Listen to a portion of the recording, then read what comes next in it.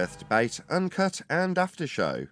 I'm your host Nathan Oakley, and if you are new to this channel, or you've not done so already, then be sure to subscribe. Hit the bell notification icon and join button if you'd like to become a Nathan Oakley 1980 channel member and keep up to date with the Flat Earth Debate. If you would like to support the channel, there is a super chat that runs alongside each of these shows while they premiere, and there's also a PayPal, Ko-Fi, crypto and thanks button in the info box below the video. Speaking of Patrons, I'm going to do a quick shout out to all of you who do support me on Patreon. So, a massive shout of thanks and appreciation to Gary Hughes, Measured Flat, Chris Wouters, Mr. Amish, Sensual Goat, Mitch Kennedy, Rod, Twad Wazzle, Jason Hornsby, Christoph Fournier, Flat Earth Travolta, JMails24, Unimento, M-Iron26, Endless, Goldie McKinnon, Retro Bill, Level Plain Poem, Michael Kahn, John Kays, Patrick Gunnels, Banter, Mel B. Styles, Hairy Blade, Mobile Max 777, Rob W., Del West Watson, Unbelievable Productions, Blue Ridge Ranger, Abraham Mohammed, Skeptic 936, Life is Short, Texas Mike, Chow Young Cat, David Wayne Foster, and Dank. So another massive thank you to all of you for supporting me on Patreon. Now I will hand over to whoever is in Discord and the Politics Discord today, and G Plus servers, so you can enjoy their dulcet tones while I set up for today's live show. It can be, because that's what all nature is tending towards. So water conforms to that, and the surface of it, because of surface tension, will make a flat surface. When there's no air or anything pushing on it. So we do have a flat surface of water, because, like I said, water takes the shape of the container that it's in. So the surface of water will always remain flat and level to the horizontal plane that we reference. So that right there will determine whether or not you can understand what I'm saying, because when we use water levels in construction, spirit levels, any type of leveling device is always it's always referencing something, right? So when you level with some kind of leveling device, that device is referencing the horizontal plane, and I'll give you one more, right? That's going to be interesting. I don't know if you heard this or Can I not. just say something? Why Sure. would that be any different to how we do it in the globe? Right. In like our So, globe model, that yeah. same logic can be used. Sure. Yeah, I know what you're saying. Because with the horizontal plane that we're referencing, that has no curvature to it. The horizontal plane is not a horizontal curve. So it doesn't curve, right? The plane itself is an actual, plane all across the earth. So we live on basically just a giant, huge plane. And so this plane extends everywhere, the four cardinal directions. What about So gravity? Yeah, well, I'll get to that. Trust me. I'll answer all your questions. But the horizontal plane extends everywhere on Earth. So geographically, you can go to any place. And if, let's say, you were to point straight out in front of you, right? You actually pointed in a cardinal direction. And it's straight across the plane will be the next, location, next country, next next place you want to go to. It's not like you're going around, like you're negotiating around curvature to the other side of the ball. That's kind of the way people think now, as people that think the Earth is a globe. It's ridiculous. You're actually just going straight across the plane, because everything is referencing that horizontal plane, and that's flat Earth. The Earth itself has, mountains and valleys and such, but we're saying that everything that nature's tending towards is that horizontal plane that we all reference. So basically, yeah, we're all on a plane, and everything in nature is tending towards that plane. And that's how the leveling devices that we use on the Earth are tending towards that. And if it was tending towards, let's say, the center of a ball, then we'd have some other type of measurement because of that. There'd be instances where we have devices that would be able to seek that, and we'd know divergence from different devices that would show angles to the center of the Earth, if you know what I mean, using these measuring devices. But we don't have that. Everything's straight across the plane. Do you have any more questions? I got more to add. I just don't want to, hopefully if you have any more questions. I've also got an argument with the flat Earth, opposed to a globe. What do you say to the argument of there's no such thing as a straight line, like old mate on Joe Rogan's been spouting out lately? There's no straight line. No, Was the young lady here that was asking the question before I move on? Yeah, I know. Probably not. Okay. Anyway, was a gentleman here that was figuring out the size of Yes. the Earth? Okay. Oh, well, not the original person. I'm just curious about gravity then. Yeah. Because if So things always conform to a flat plane, then what do you have to say about gravity? Is it a theory? no, gravity is known as a cause and effect relationship. Would you agree with that? Because it's basically we see an effect, right? And then supposedly there's a cause that actually makes that effect do what it does, right? I'm not going to agree or disagree to that yet. But All right, I'll kind of lay it out for you. So if I drop something in the medium of air, it falls, right? Like a rock, that would be correct. something simple. Okay. Now what Well, caused? if it's like on Earth or the Moon or any place that has No, a gravitational pull. let's not But go. yes, Let's not get crazy, right? Let's if you're not on a get crazy. massive object. No, let's not get crazy. Just follow the line of logic. If you're on the Earth, okay, we're not going anywhere else. Don't make the argument to what you want it to be. Okay. Just listen to what I'm saying. We're on Earth. We're Yes. on the Earth. You pick up a rock and you drop it. Falls, right? Yes. Okay. Now, we know that that's an effect, right? Sure. I mean, I don't know Okay. what your definition of effect is, but yes. It's just something we see happen. Okay. Okay. Now, what is causing that effect? The rock to fall, gravity. Yes. From That's our a current word. understanding. That's just a Yes. word. What is causing the effect? I don't know what else you want me to say other than the gravitational pull from Earth, because Earth is a massive object. Okay. So there's It theories. is the pull on the molecules from the gravity. No, let's not introduce new words that you don't know what you're saying. Like, just I'll tell you. Okay? You were just talking about finding the radius and diameter of Earth when you could literally find both from each other. Okay. Please. You don't. You're smiling when you're continue. talking. You're smiling when you're talking, and it's not really helping. So what I'm Yeah, I telling am you is that smiling. I know, because you think that you're superior in knowledge. You're not. You're basically you're trying to feel your way through this conversation. So what it sounds like. All right. I'm not here to like fling insults. Okay, just continue. I know that, but you're struggling, and you don't need to. You can say, "Well, I don't really know." Be honest. Everybody can be honest in here, right? If you don't know, just say you don't know. I'm being open. Yeah, are Okay, you being honest? Continue. I'm being receptive to what you have to say at least. Why not honest? Why not honest? Just Why not? Try it. Continue with Just the try it gravity, out. please. You see, you want to be dishonest in this conversation. I don't know why. What have and I this been? is the. I'm Just being say. very fair. Would you like to be honest? What am I lying about here? Or Would you like to be honest, sir? what am? Explain to me what you're talking Yes about or here no? now. Yes, it's a closed-ended question. Would you like to be honest? I'm open to having Okay. a reasonable discussion with another All right. person. Do you know? Yes. Okay, so do you know anything about the cause of gravity? The cause of gravity. I mean, I'm not an expert by any means, so I'm not gonna. Well, you don't need sit here to and say talk that you're an about it. expert. Just say I don't know. Okay, sure. I don't know. Please tell me about Okay. it. So there's Newtonian and Einsteinian gravitational theories, right? So depending on which one you're going to do, one of them's outdated by like 110 years, which is the Newtonian gravitational theory. And not only is outdated, it's superseded by Einsteinian gravitational theory. Now, there's many in the camp of the Earth being a globe that would disagree with that. They would say it's much in effect still Newtonian gravitational theory. But then Einsteinian gravitational theory would state that the size or the object's mass, being as whatever size it is, the size of the globular Earth, will cause a gravity well, which means that things that are around the Earth will be pulled into it, and depending on the size.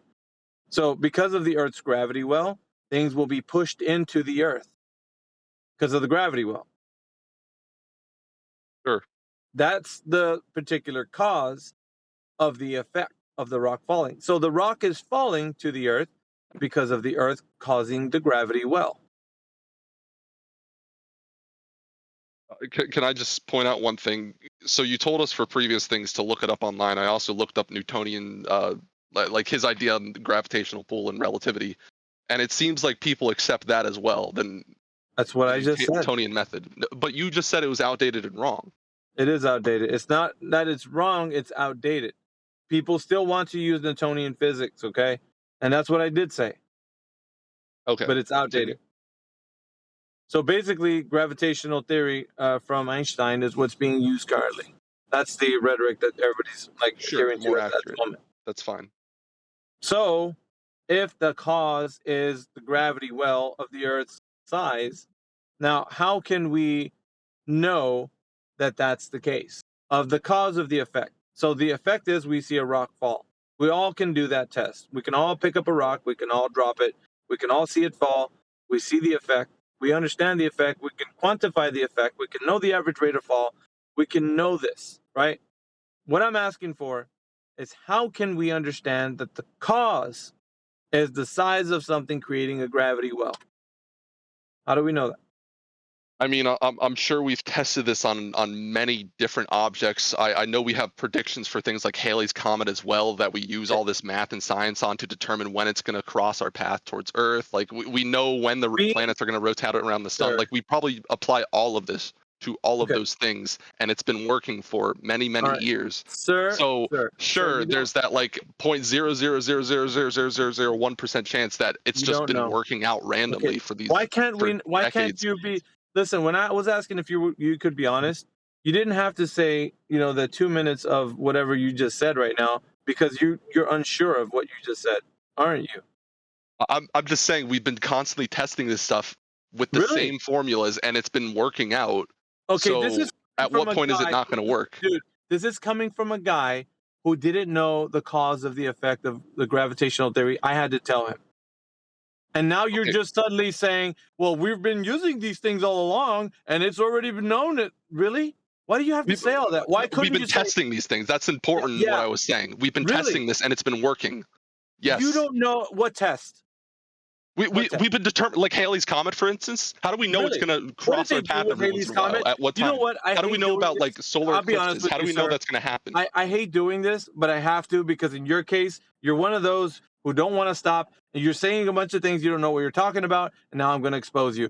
What about Halley's Comet that they learned with Einstein's gravitational theory? Please tell me. I have not researched this stuff like you have. Wow. Really? Yeah, you were just calling upon this. There are people who have much more than you. who understand the math. Now you're appealing to others. No, this was specifically you bringing this in, and I didn't want to do it. Why have they been predicting it accurately? And you? Like, what does this have to do with Einsteinian's gravitational theory? I'm just saying we use all this math and understanding gravitational pull to understand the orbit of these objects so that we know when they're going to cross our path. Give me one equation right now. Dude, you're going back to what I said before. I have not researched this stuff like you have, and you have not researched this stuff like the scientists who have spent decades of their lives researching this stuff and getting it right. Over and over and over again. Trial and error. No, it's just it is a fact. It's a fact. That's what you guys use. Trial, and it's constantly error. I've just exposed that you don't know what you're talking about over and over and over again. Do you want to continue, sir? You don't know anything. Your chuckles ain't going to save you. What will save you is for you to admit that you don't know what you're talking about. I think that's an easy out. I think asking people for the radius and diameter of the same object shows how intelligent you are on this subject. You can look up all these terms and words. That's totally fine. But when you start asking people, can you find me the radius and the diameter of Earth? Are you fucking kidding me? How does that sound intelligent to you? Sorry to interrupt you guys. Please don't swear. Nathan's here. Go ahead, Nathan. I'm just asking them not to swear. It was really good. I was really enjoying it. Just don't swear. I don't have time for this now. I'm going back. Now you don't have time. That's weird. Now you don't have time. Did he leave? Oh my gosh. Did he go? He left. Oh man, that was brilliant. I was stretched out, going, "Oh, this is nice." Good to see you, Nathan. Who are you? Is that Alpha Veritas? Yeah. I don't know. Have we crossed paths before? Because that was some display. Yeah, I know. I've seen you before, but big fan of your stuff, man. You know, it's like everybody should, you know, follow your page and whatnot. Ditto. Do you have one? Do you have a page? Because ditto. Yeah. Well, I started one. I have a couple of things, but I'm not really like, I don't have time. I've been working a lot, so I wish I could. Well, you've clearly been paying attention. The best bit of that was as I joined the call, right? I didn't know either of the two parties were talking. I'm just sort of listening in, making coffee and stuff. And initially, I don't know if you did this deliberately, and if you didn't, don't take this the wrong way, but it seemed like you were playing dumb. You were lulling the guy into a false sense of security to the point where he was laughing at you. Because, well, God, this guy, you like they all do, this guy's very ignorant. And then you slowly showed him his own ass. It was really entertaining. Yeah, I play with my food sometimes. I'm guilty of that.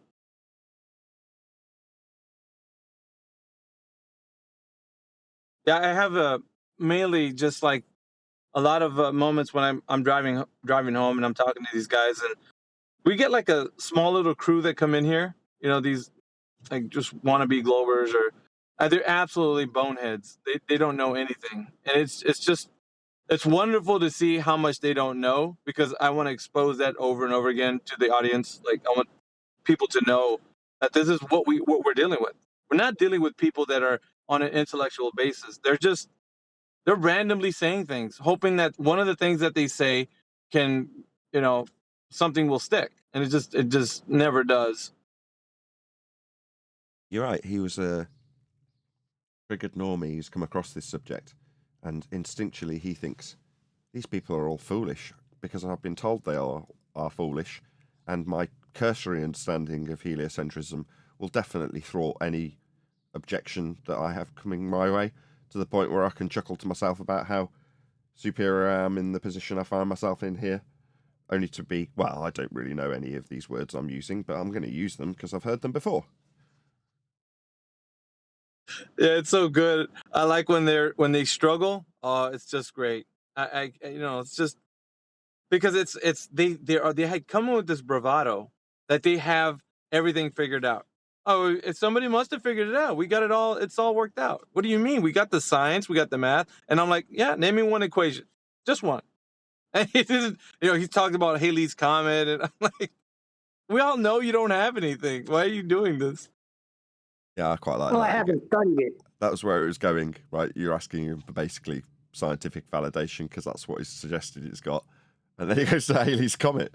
You're like, oh, God. You don't know the words coming out of your own mouth, and you don't know what you can use to justify it. So when you think you've got scientific validity for gravity, going to Halley's Comet, when you're being asked about bent pseudo-force space-time and its cause, you're like, mate, you're so far over your head in this discussion. It's very amusing. I love it.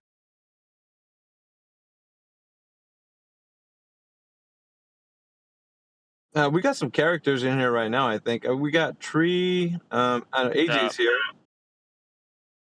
What's up, Tree? Duncan Dart's in here. Who else we got in here? Manufactotum. Yeah. Anyways, I actually had to get going. I was just going to end the call with that guy, but yeah, hopefully you have a good show, Nathan. Can I ask you one quick Yeah, question go ahead. just before you do go? Were you asking? Sure. Were you on the subject, because I came in after, of radius and circumference, because you were going to ask him for the measurement of it, by any chance? Yeah, but that guy was too far gone. I couldn't even get him back to the premise. He's off into the weeds somewhere. He's trying to rescue his argument with all these points that he just didn't know anything about. And I knew his hand. He was just showing it. I want the audience to know it, though. He did really well. No, I suspected it was. Thank I you. got a vague inkling it was going to go that way, or it wanted to be going that way. So kudos. That was just applause all around. That was ace. I really enjoyed listening to that. See you later. Thanks, man. All right, have a good show, Nathan. I gotta get going, but yep, see you guys. Oh, you missed a treat, John. Did you enjoy that, Neil? What was that? Just some guy handing a globe his ass, and you know, it could have been my words coming out of his mouth. It was just epic, and I just sat back and relaxed. I'd only just joined, and suddenly there's this tete-a-tete between a globe Earth believer, and at the start of when I came in, he's basically smirking at the flat earther for his ignorance. By the end, the guy's flapping around talking about scientific Halley's Comet, and it was just very amusing. You'll have to listen on the pre-show. It's very, very funny. You can just tell when someone's very smart, like that Veritas guy, right? I was still here. I didn't want to be I wanted to be saying these complimentary words after you'd gone. Anyway, you can tell when someone's pretty sharp because he led him one way and took him a different way. So the sense of security the guy had when he was smirking was presumably what that Veritas guy wanted out of him, so he could then expose him. I think he even said it at one stage, sort of revealing his own hand in terms of his motivation and what he was trying to do with the guy. But, he's already told me he's playing with his food, and he's not wrong. But intellectually, he was playing with his food, and that's just a delight to listen to, John.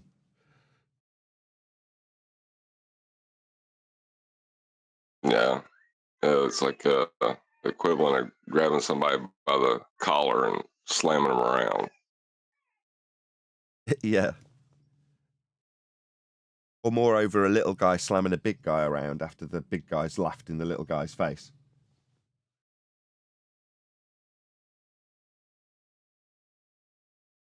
It works to our advantage, though, I think. The fact that people underestimate what a flat earther is, it's considered to be idiot conspiratard. I say that for the most part, a lot of it's true, right? Better watch what I'm saying, but that is true to a certain degree.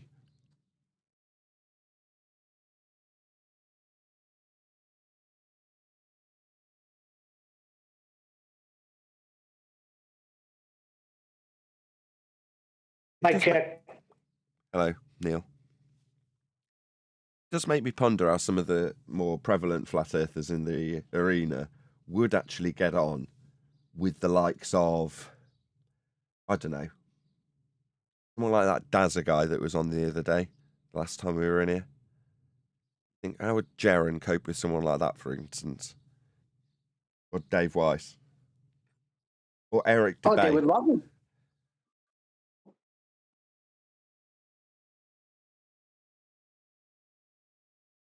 He's speaking their language. They would love it.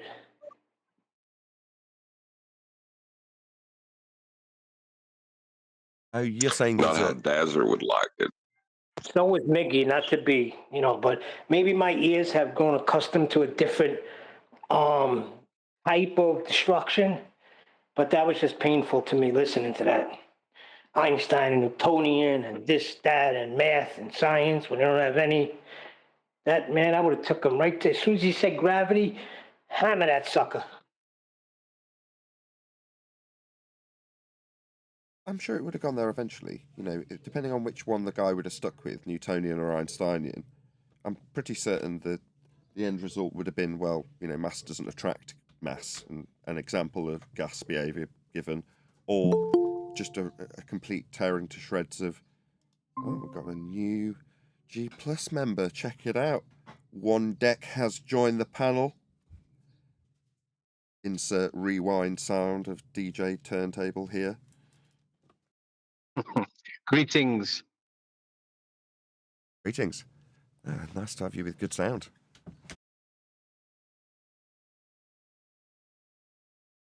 I am driving at the moment, but I will be here, and I won't be driving forever. And hopefully we'll have a good time on politics. Yeah, we're already in there.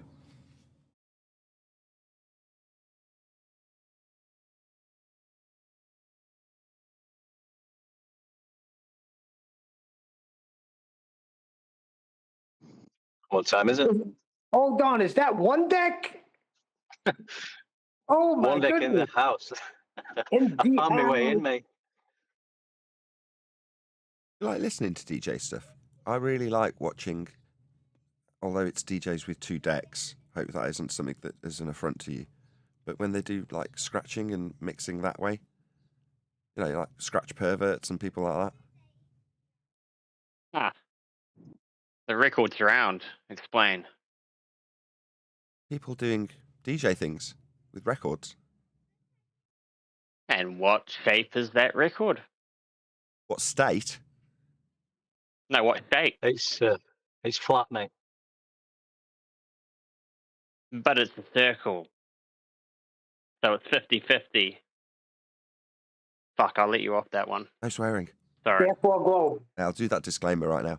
In about 20 minutes, we'll go live. Yeah, sorry about that. Yeah, I just want to train you into the habit before we go live because I just don't want my live stream to get demonetized. No, I will not say anything anymore. That's a good thing. Fair enough. I'm going to listen. It's a good opportunity for me That to was a disclaim it. joke that went wrong. Yeah.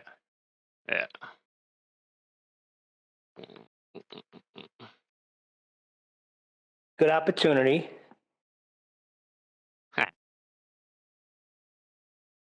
Yeah, I know what you mean with the scratching. A friend of mine who DJs, he's more into that sort of style, whereas I particularly just like sort of nice house music, just mixing and blending in the tunes, so it's one just one tune for say 2 hours.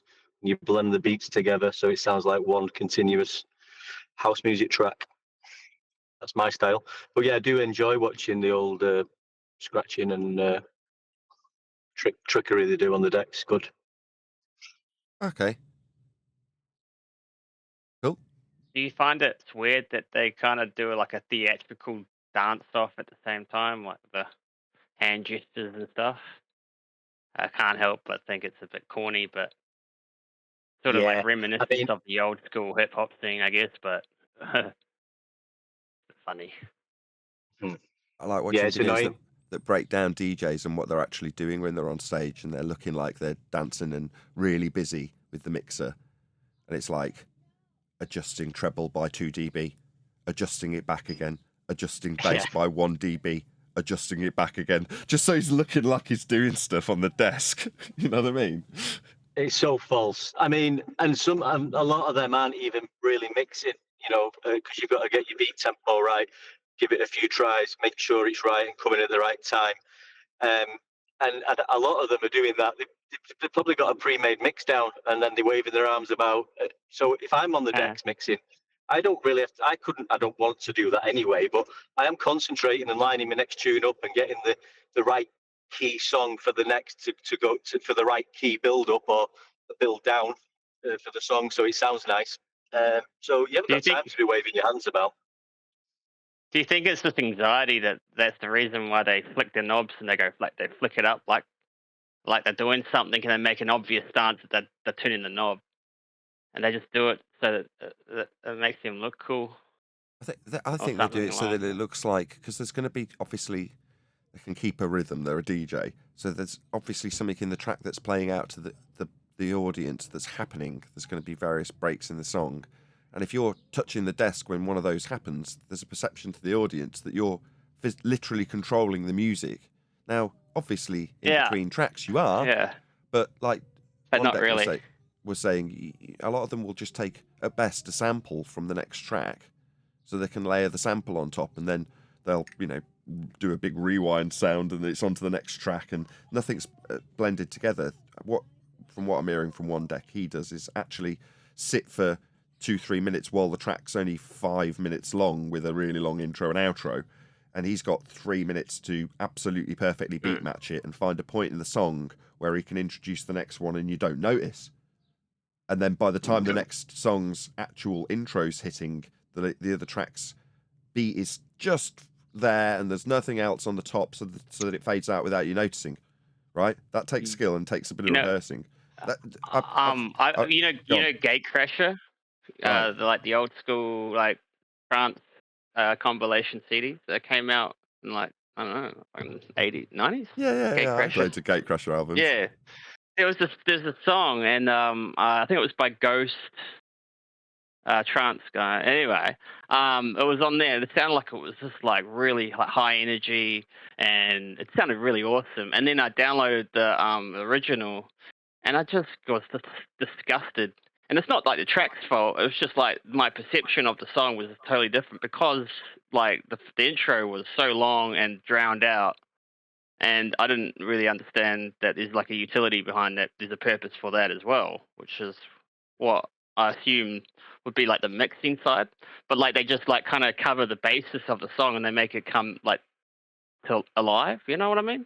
Yeah, So it's like a really cool. You got a 2.5 minute beat that matches throughout the song that's laid down on the entire track, and that might have some vague whistle or synth tune that comes in after a minute or minute and a half. So you've got something really basic to mix with the next track, and you've got plenty of time to do it with. What do you guys like? What do you like? Use turntables still, or just like CDJs? I don't do any of this stuff. I did when I was in college, though. I lived with a DJ. Yeah, Dex. I've lived with Was two, it like two vinyl? different DJs, and they both had turntables. And so Oh, man. therefore, all I used to experience was people literally mixing vinyl records together and having to listen. Having to cue it up on a pair of headphones that the audience couldn't hear, and beat match them while the audience is listening to the last banger playing out to the audience. Once you've got it all beat matched, then you've got to actually mix it with the fader. That's proper DJing, as far as I'm concerned.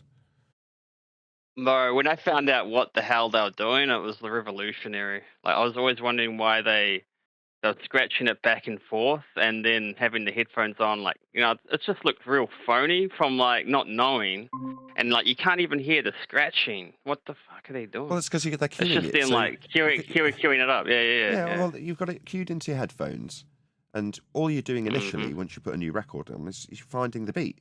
Once you find it, you then play it into the track with the other one in your headphones, so you can hear how far off it is in pitch. Then you use pitch control, find the correct speed, if it can match. Sometimes it won't, you haven't got enough range. And then once you've got it to roughly match, you drop both beats on top of each other, which is all you're doing the whole time while you're holding the pitch control and constantly throwing it back into the rhythm of the track that's playing, so you eventually get it matched. And then you find a good point in the song, which you probably rehearsed, so you've probably got a vague idea whereabouts you want to mix the two together.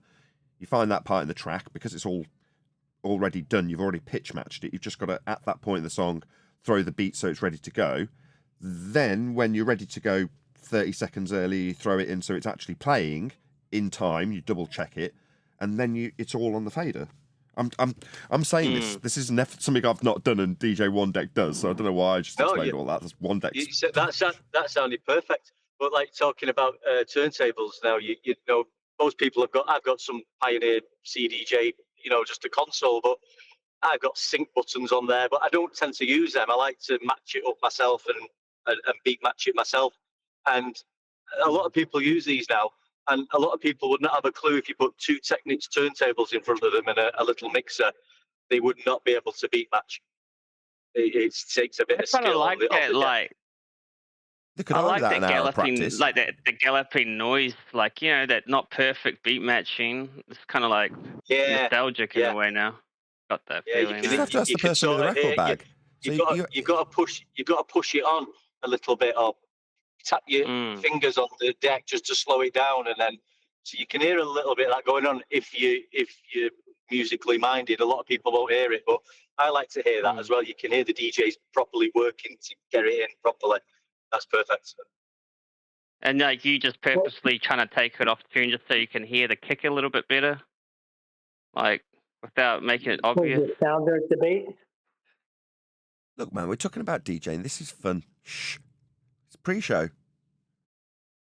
So what did you like? I heard belt drives are really hard, eh? Yeah, belt drives are much harder. Is it possible? Because I ended up with one deck. Not that they're impossible, it's just you've got a certain amount of slack and tension in both the motor and the belt. Whereas on a direct drive turntable, it's not, they say it's instant. Obviously, there's a certain amount of pickup time, but it's rapid. So it's just nowhere near as... You're going to have to do like almost like maths before you let go, before the next bar You just hits. get used to it. So one of the DJs that lived with me had belt drive turntables because he was poor, and the other one was very rich and had 1210s. And they were absolutely awesome and much, much, much easier to use. So yeah, you just want direct drive. They're better. They work better Once at that job. Crack, you can't go back. But then Technic, say Technic. Yeah, they cost a fortune. I remember now. They stopped making it about 10 years ago, so you just can't buy them. Really? Yeah. I mean, there's people who. I remember IDJ magazines, man. I used to read the IDJ mags back in the day, and I used to go into the competitions to get the Technics, man, and fuck, that was my dream to get those. It's because they were always expensive. When I was in college in the mid-90s, they still cost 1200. 400 or 500 quid each. And you still had to buy a mixer and all your cables and a set of speakers and an amp. It's just decks. So you're spending like 300 or 400 quid on a turntable. Whereas you could buy a whole set maybe of belt drives and a mixer for 200 quid.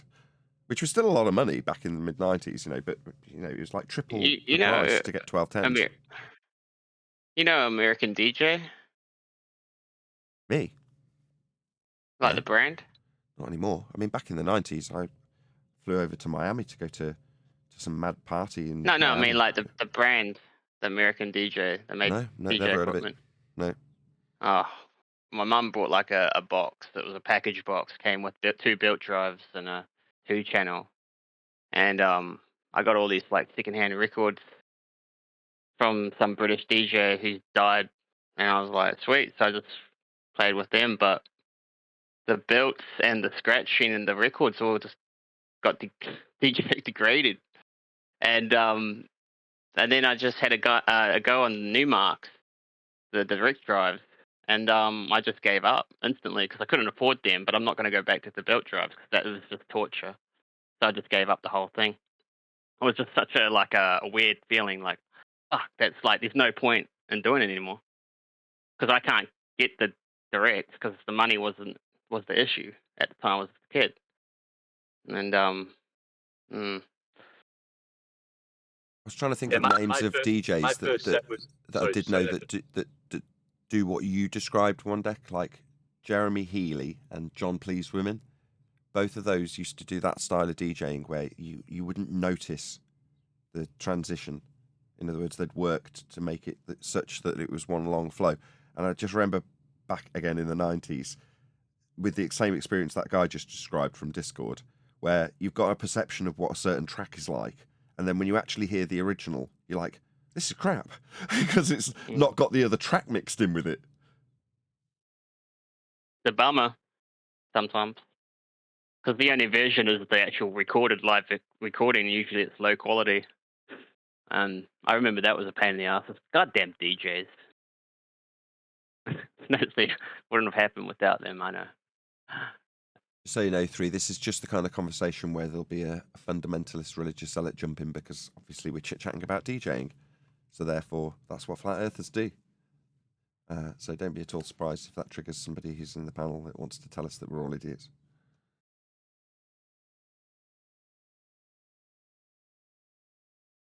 I'll give my disclaimer again because we are going to start in about 5 minutes. Please don't swear. I'll repeat it in the intro. But just try your best not to swear. Please don't swear. Hey Nathan, just a question. Obviously, I'm just driving, but I can see my phone. What should I be able to see on my phone now? Nothing. You don't need to see anything either, really, in this server or in the G++. Right. It's probably because I'm just used to looking at features, icons and people's name, and I've just seen something totally different at the moment. So I just wanted to make sure that was right. Sure. You're vigilant, I can tell with your mic already dismuting it, so I'm really pleased already. So good. You flat earthers believe the earth is flat just because we measure it flat. How crazy. You fishing for fundies? What's going on? Yeah.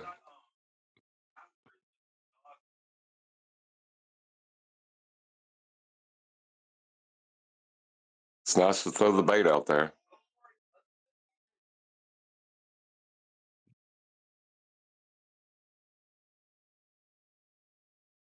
You don't need measurements, John. You just need to observe the sun in the sky, obviously.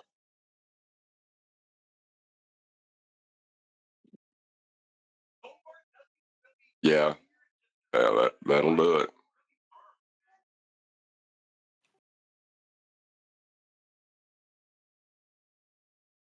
Have a Budweiser.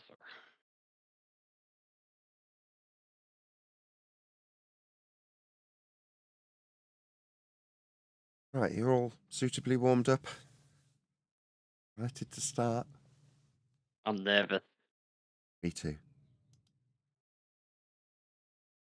Can you hold my hand? I mean, he was right. The elevation angle of the sun in the sky will tell you what you need to know.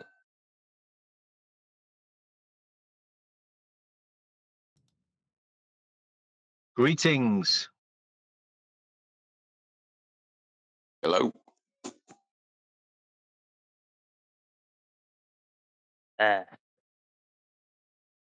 Well, what a fine and enthusiastic start to the show. Should we do housekeeping, or should we emphasise the 2024 rhetoric of Earth being measured flat? Which should we do?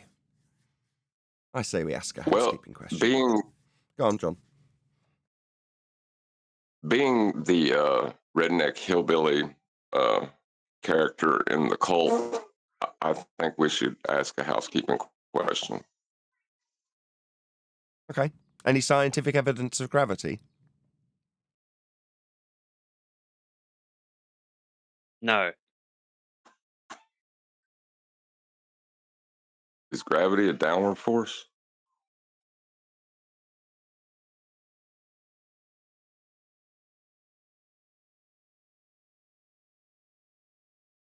I mean, you first have to observe gravity, as in a natural phenomena in the first instance. So I don't know what that observation would be.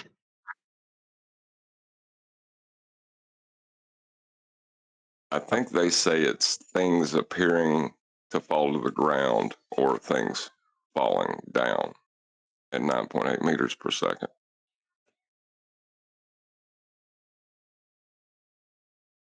What, as in everything falling down?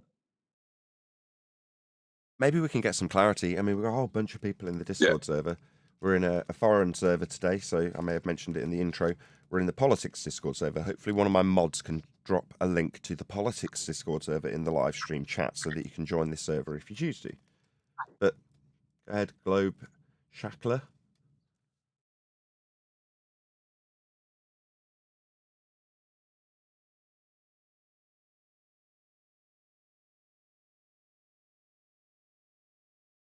No? Well, we're looking to be set straight. We're just getting a bit of clarity, hopefully, from you guys. There must be some bull-believing people in the Discord server that can help us gain clarity on what we mean by gravity. We're obviously all flat earthers and don't really understand. Can someone shed some light on it for us? I'd like to say I'm in the twilight zone, based off the observations from the point of like on the beach looking out and using a reference point. So da-da-da-da-da. However, gravity, even from like a globalist perspective, it's pretty clear that we don't know. We assume, and everyone has their own opinions, but we don't know how it is. So it's almost like asking the purpose and the point of creation. But anyway, it's one of those things that you can't compare to anything else. We're talking Is it about like, any well, just out of curiosity, is it things falling down? Is that what you think it is when things fall down? He's not a baller, but if some baller in the chat could just lend clarity to us, we're just trying to ascertain what gravity is. Globe Shackler, can you pop yourself on mute, please? You're hot micing. Globe Shackler. Hello, Globe Shackler, can you pop yourself on mute? No? I mean, even in the Newtonian so-called gravity, that's claims that everything goes down, but that isn't actually happening, especially with gas pressure expanding into all directions and filling all available space. If they are claiming things are going down to the center of a presupposed globe, then they're going to need to provide some evidence of that globe. And I can bet £1 to $1 that when they try to prove that they live on a globe, they will be explaining how they measure Earth flat. Well, yeah, you kind of did just then when you said down instead of in. Yeah, no up and down in the globe, only in and out. Well, that kind of scuppers any scientific evidence of gravity. What about any single viable hypothesis from any of the fields of astronomy, cosmology, or astrophysics.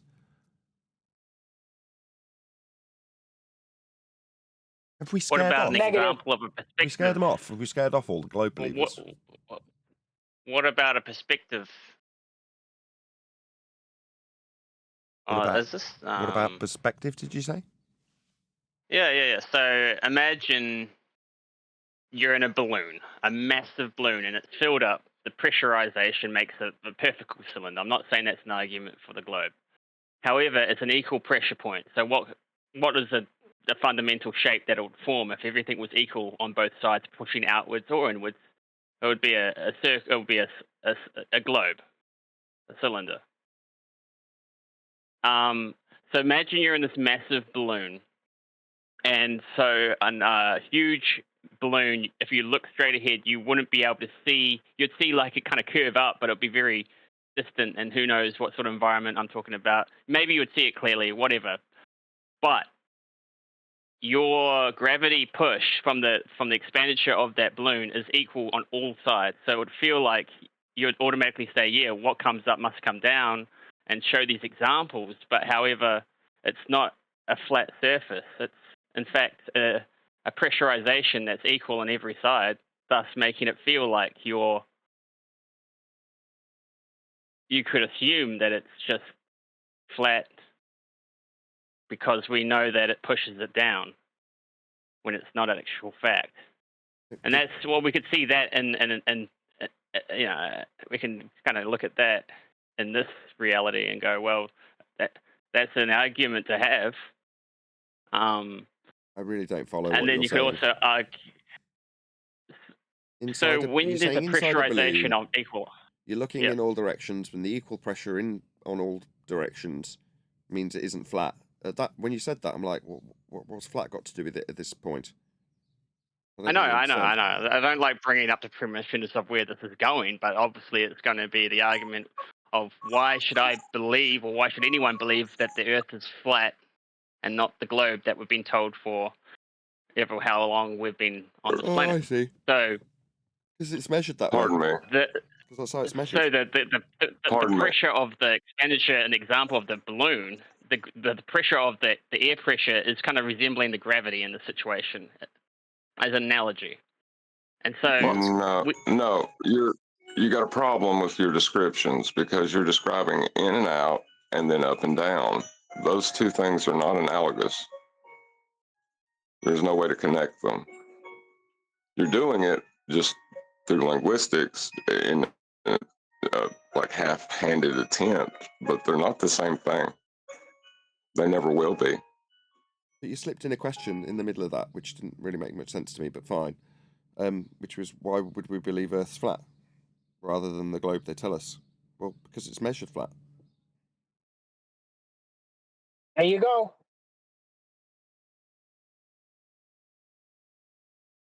I guess like the whole bridge construction thing over in America was all bullshit, bull study. But to me, I should look into that case and see if they're actually telling mincy pies in terms of taking the curvature of the Earth into consideration when they built that bridge. No, you see, curvature of Earth is something that also requires, as a description, Earth be flat to describe it. So curvature, if there was some, would be a deviation from the horizontal plane of reference.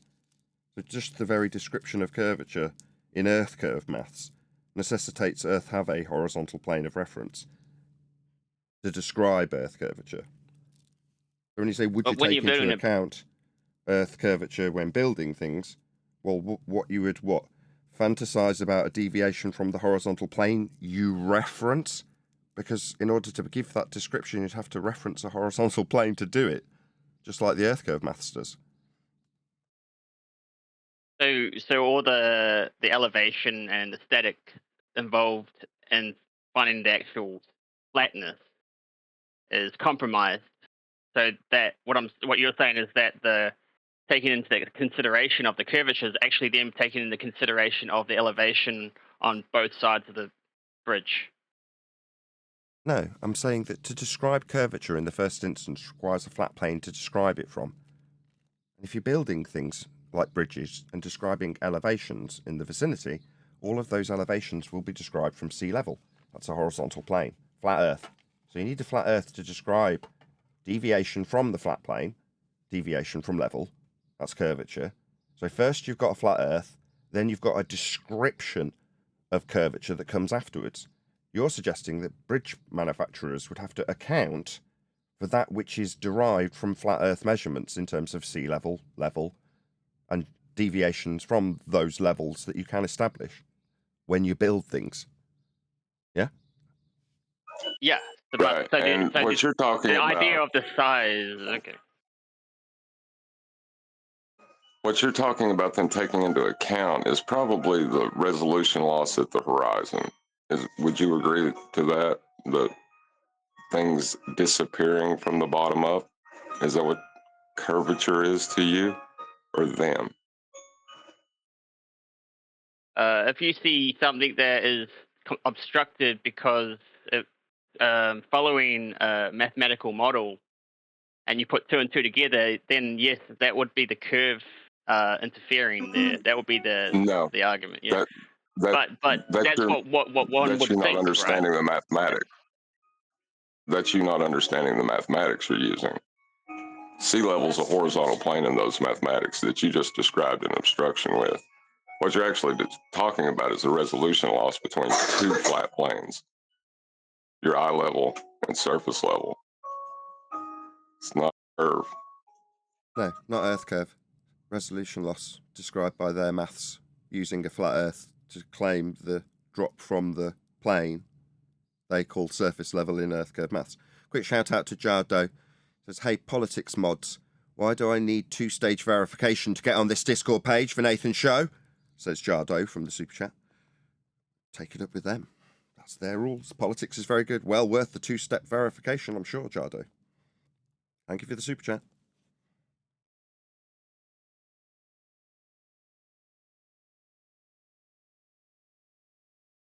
Yeah, you need a flat Earth to assert Earth curve. Did you not know that? That's right. That's why it wasn't exactly straight when it got to the other end. It was actually on a curvature. No, did you hear what I just said? To maintain the straightness, so that would. You've just reasserted and rinse and repeat the same claim. This curvature you're asserting in your claim requires a flat Earth to be measured to derive the deviation from surface level. That's what Earth curve is. And I'm asking you, given that to claim that they should be accounting for something that is derived from a measurement of a reference plane, in this case, sea level, why would you need to account for something that is derived from a measurement of Earth flat? That makes no sense. You're not going to account for something that is derived from how flat you measure the Earth. That makes absolutely no sense. You're using sea level, aren't you, when you're building bridges? You're establishing heights above surface level for all the topology around the bridge and the valley, right? That's how you build things.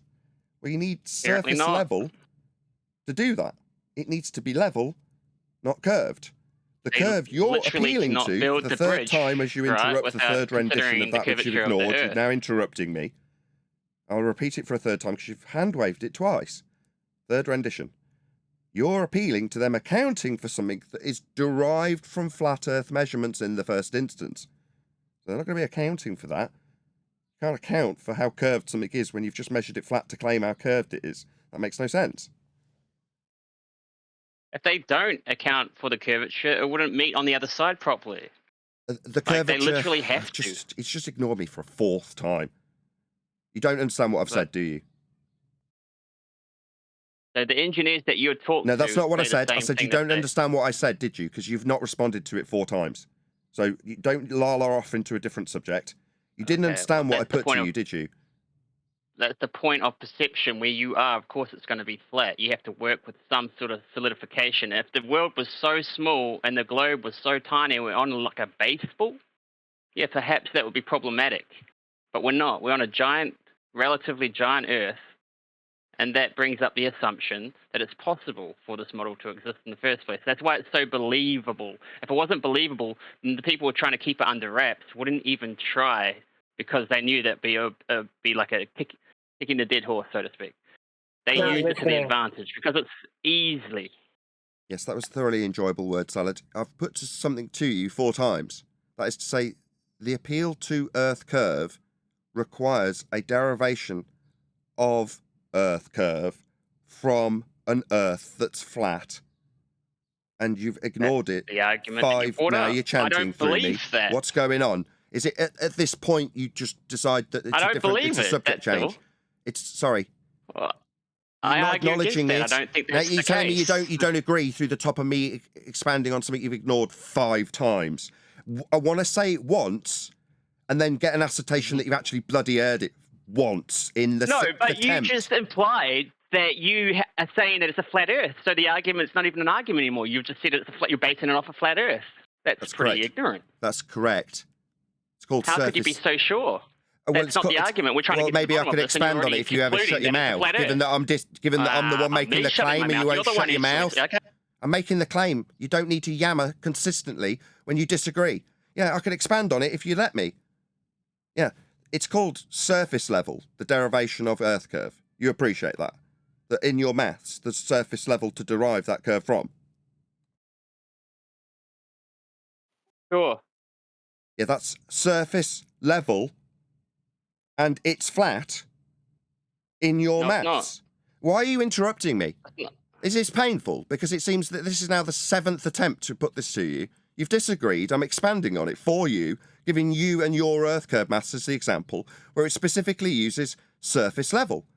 Furthermore, Al-Biruni's derivation of radius, on screen for my audience a moment ago, flat plane for the height of the mountain, required and necessitated. Earth must be measured as a flat plane to get the heights of mountains for Al-Biruni's radial derivation, and it's a derivation from surface level when you go up the mountain and ascertain eye level. The difference between the two is an inference of Earth curve sphericity below surface level that is flat. So, that's now the 7th time I've put this to you. You, for the inference that bridge manufacturers need to account for Earth curvature, is negated by the fact that inferences of Earth curvature come from measurements of Earth that is flat. I've given you 2 examples. Biruni and surface level in Earth curve maths. Both level, both flat, both the surface of Earth. Flat. Even a bull has a surface, dude. Doesn't have any flat surfaces that you would require to do triangles for heights of mountains. Certainly doesn't have those. Certainly doesn't have a capability Well, of then just deriving feel like differentials 10,000 between smaller. surface level and eye level if You're you've got a bacteria. curved surface. Why am I being rumpus when I overcome his rebuttal? Because you Don't have talked to a lot, chant it's my through me. turn. My guy, I'm going to lose my temper with you pretty quickly. What I'm doing is annihilating that which you've claimed. You've claimed bridge manufacturers need to account for an Earth curve that isn't there because the curve that you think is there is derived from a measurement of an Earth with a surface level. That surface level isn't curving. You've put it to me that there's always going to be a flat plane on a curve. No, there isn't. In your own Earth curve maths, surface level is a plane and eye level is parallel with it. Those are facts Yeah, within but your Earth curve maths. Talking about.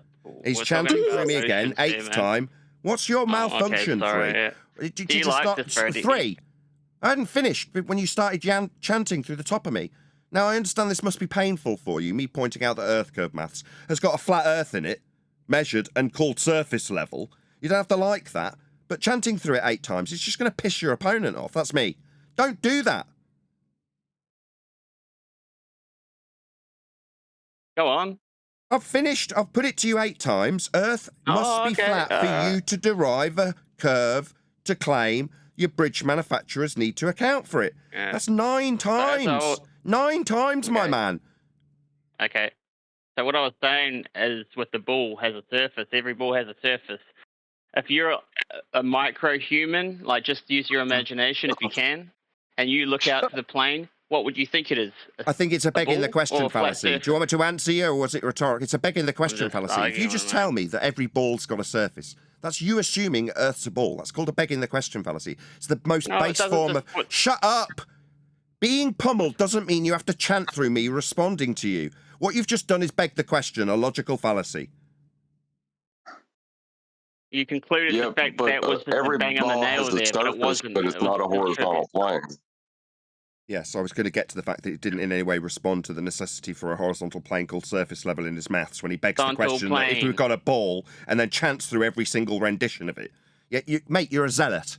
And what you're now doing is chanting through the undoing of your religious belief, and I'm sick of it. Stop chanting through me.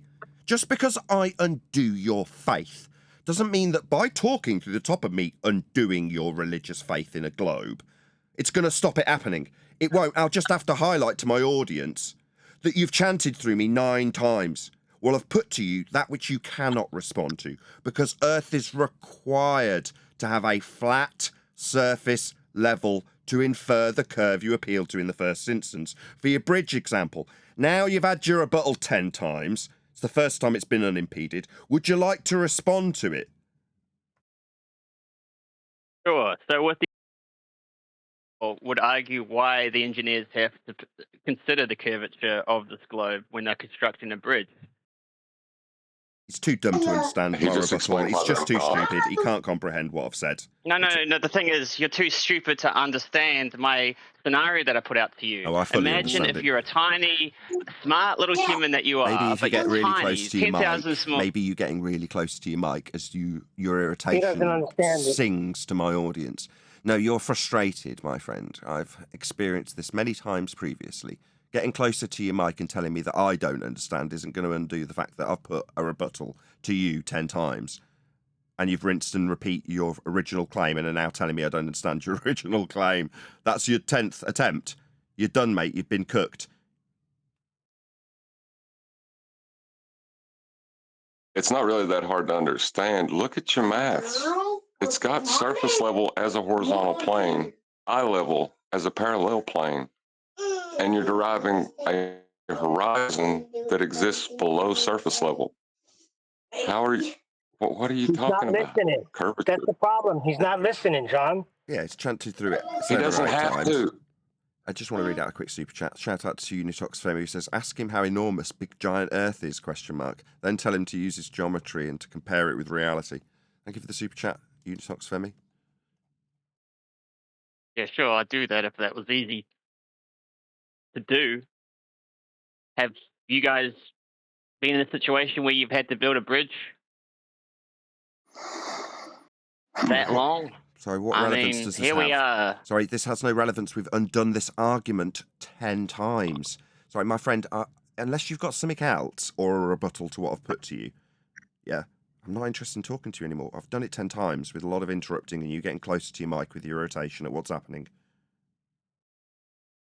I thought you told me to get closer to my mic. No, definitely that not. was miscommunication. So you're not listening and comprehending the words that are coming out of my mouth because you're talking while I'm saying them. You need a flat Earth to derive Earth curve to appeal you're to just it. concluding Now he's chanting that. through the middle of the undoing of his claim You do again. that There's you too. chanting through me. Maybe this is me asking you to get closer.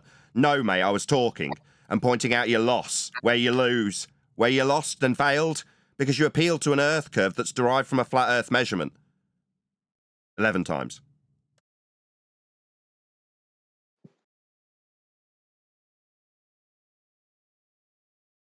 Yeah, that's the dumbfounded... Sorry, Trey. Sorry, Nathan. That's the dumbfounded silence I'd expect.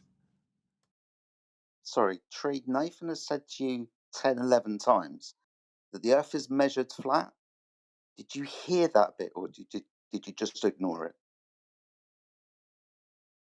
That's to you, Trey. Yes, I heard it. It Cool. was So you measured heard. flat. Good. Okay. So that's it. Conversation over. The Earth is measured flat. And In the vicinity that you're at, of course it's going to be flat. It's going to be flat enough for you to utilize any construction built within that radius. But when you expand out, then you have to consider the curvature of the Earth because we are tiny compared to the Earth. That is why the perception is when you go outside and you look at the horizon, it is flat. However, science always does this. It tricks us. It creeps up behind us and goes, wakey, wakey, it's not actually flat.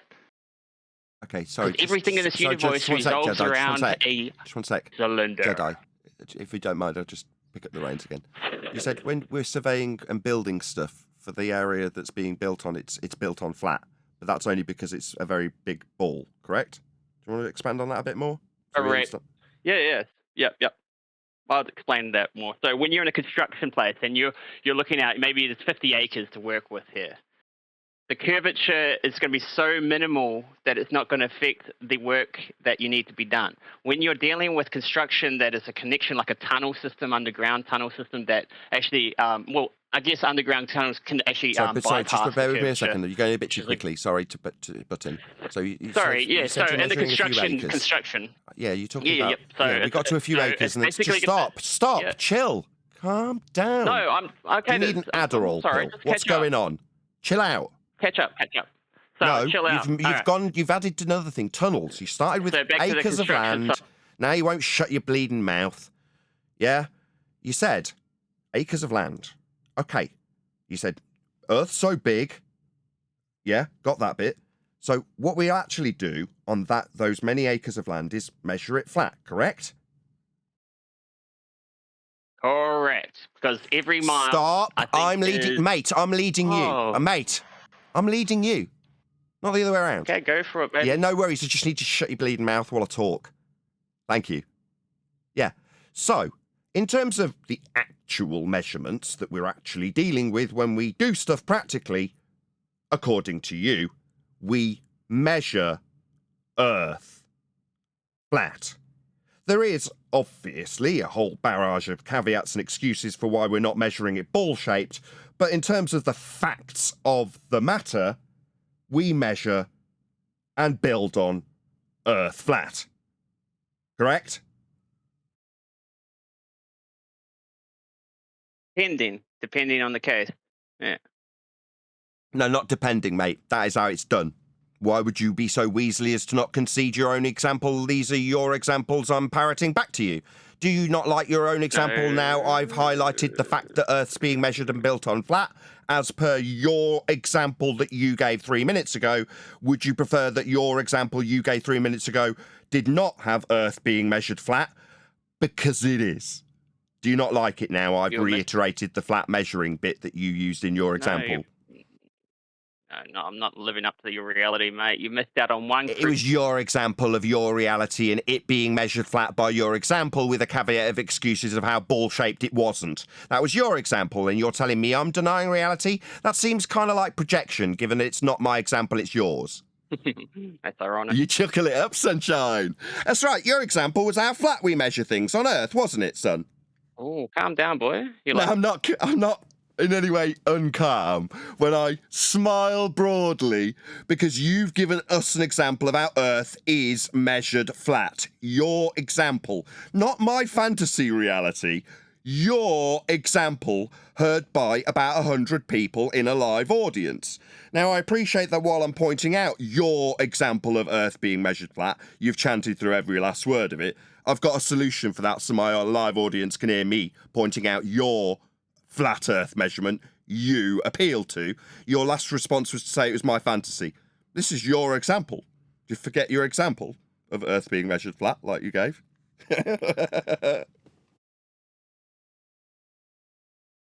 I'll summarise the conclusion then, Stony Silence Man, because Earth is measured flat. And this fundamentalist religious zealot with a globe belief just told every single person in this audience that Earth will be measured and built on flat. That's his example, followed by a load of excuses of how ball-shaped it wasn't being measured and why it wouldn't need to be measured ball-shaped when we measure it flat. So the measurements are flat, the reality is flat, but he's got some excuses for why it wouldn't need to be ball-shaped, it being so big and all. Well done. Yeah, Earth is measured flat, and you will also measure it flat like everybody does. Guys, the Earth is flat. Maybe if I get chanted through somebody who's drunk, this painful reality for globe believers will be what? No, I can overcome that with a little button on my desk. Dickhead. Earth's measured flat. Your globe-believing brother-in-arms just told us that. Did you not hear him? Drunk man.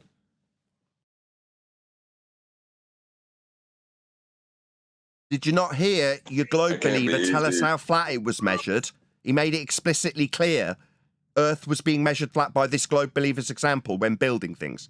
It craps all over his idea that you'd build a bridge and not build it flat because you'd do acres and acres of land flat, Earth so biggy as an excuse for when we build on Earth flat, which we do. We measure Earth flat, we build on Earth flat, we navigate Earth flat. Earth's flat. You can extrapolate those flat measurements into ball belief. You don't have to like it. You can tell me to calm down, but that's your reality that you appeal to. 3. Okay. It is okay. Nigger. Earth's flat. Welcome to flat Earth. Your dumbfounded silence speaks volumes. No, well, you Earth's muted me most measured- of the time, so. Earth's measured globical. Sorry, can you get rid of the guy in pain? Can you just mute him, one of the server operators? He's obviously in a lot of pain. Yeah, he's gone. So Thank you. just to rebuttal It the can't original be- argument, right? So I was saying engineers, right? They typically use advanced mathematical Sorry, models. AJ, I don't want to hear a 11th rendition of the rinse and repeat we've already responded to and he hasn't rebutted. He's just going to rinse and repeat the original Cool. claim and I don't want to do it. I've done it 11 times. No, thank you. 3. No. That's why you've been server muted, in case you were wondering, because you're rinsing and repeating. So if you reassert the claim again, it's going to be the start of the process, so the audience thinks there's no resolve. I've resolved it and refuted it. Earth's measured flat for your inference that you're going to appeal to for the 11th time after ignoring my rebuttals and chanting through them. So it's time for you to leave. You're an unreasonable man. Well, didn't he do well? Please share the show on Facebook and Twitter if you're in my live stream audience listening to us in this politics Discord server discussion with rinsing and repeating fundamentalist zealots who can't tolerate a rebuttal that requires their claim use a flat Earth. It It's going does. to be painful, Nathan. Yeah, It's going to be painful That for can't him be easy. to explain how they've proven a globe and using flat Earth measurement descriptions. I mean, how bizarre. Yeah, his original Yeah, appeal. that can't be easy. His original appeal was, look, when they're building this bridge, they build on it curvature. Oh, they build on curve. All right, do they? So when you go to the examples in your own words, it's hectares of land that's flat. Right, like when you build a bridge. Yeah, that was the example he was given back to him when you're measuring Earth flat. And the derivation of that flat measurement could be curvature below surface level in Earth curve maths. But they're not accounting for that when building bridges, and by his own confession, yeah, we build on massive areas of land flat. But that's only because Earth's so big and that's why we're not measuring any curve. You're not measuring any curve. Earth is measured flat. That's what he told us. You hearing this? Anybody who thinks it's a crap argument, it isn't. They need a flat Earth more than we do. It was in his example. You just have to be smart enough to spot it. And then you can point out how their example requires Earth to be measured flat, and they'll rumpus you 11 times in pain.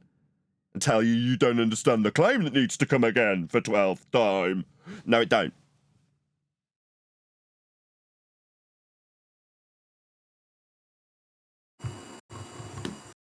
So I recently used Blender, right? And it's all flat. So can I assume that everything in this world is flat? Do you live in Blender? Currently, yes. Well, then if you're living in Blender, then definitely. I'm pretty certain people can't live in computer programs. That seems absurd. So, what about outside of Blender? Is it also flat? Well, then if you're asking outside of Blender, what you do in Blender is kind of inconsequential, so it makes your kind of stupid question seem really stupid. No, it's not stupid. No, it's genuine. We don't live in Blender, and outside of Blender, what happens in Blender is irrelevant. So how is it a good question? So is it flat outside of Blender? Yes, we measure Earth flat. That was just made clear 12 times. But what if it's not flat? What if we don't measure Earth flat? Well, we do. Well, Who's off mute? Going back to it wasn't Galileo, but I believe it was it Epicurus? Didn't he measure the distance from Earth to the moon? Tell us all about I'm it. not mistaken. And how to do that? Yeah, tell us how you did that, buddy. He waited for, what was it? It wasn't the was it the solar eclipse? He measured the time that would take for the sun to block the moon. And he measured the exact distance. The angle of the sun. He measured the amount of time between the angle of the sun blocking the angle to the moon in a celestial sphere model, right? Yes. Mm-hmm. Shut up and don't ever speak again. You don't know what you just said.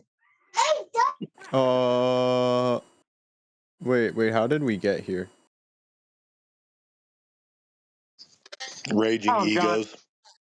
Yeah, John, hold up, time out. Because, you know, there's a... Did you want to add something, Jedi? No, I'm just still wondering. So it's flat outside a blender? Big Daddy Sorry, Flirt, Guy, you've said Elijah, it 5 he's trying times. to, Guy, we've heard it. Yeah? Did my first Sorry, response... Elijah, your sorry, microphone's just really let me just quiet. address it so I can conclude it. I addressed it for the first time.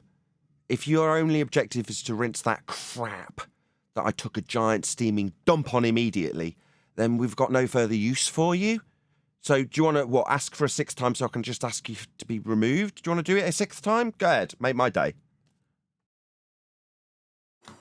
Is the Earth flat outside a blender? Yes, we measure Earth flat. I already answered this, you dumbo.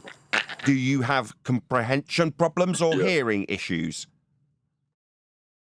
I think in his own example, he used a flat plane to measure the angle to these objects, and he placed it in a model of a flat plane bisecting a sphere to get the angles that he's going to assert are blocking things. It's a flat Earth, man. You keep using a flat Earth and saying it's not flat. Could you stop doing that? All globers seem to be just proving how Earth is measured flat with their own examples. How bizarre. Right, But they're not comprehending why it's measured and how it's measured flat. Right, One Deck's in charge for the next 2 minutes while I get coffee.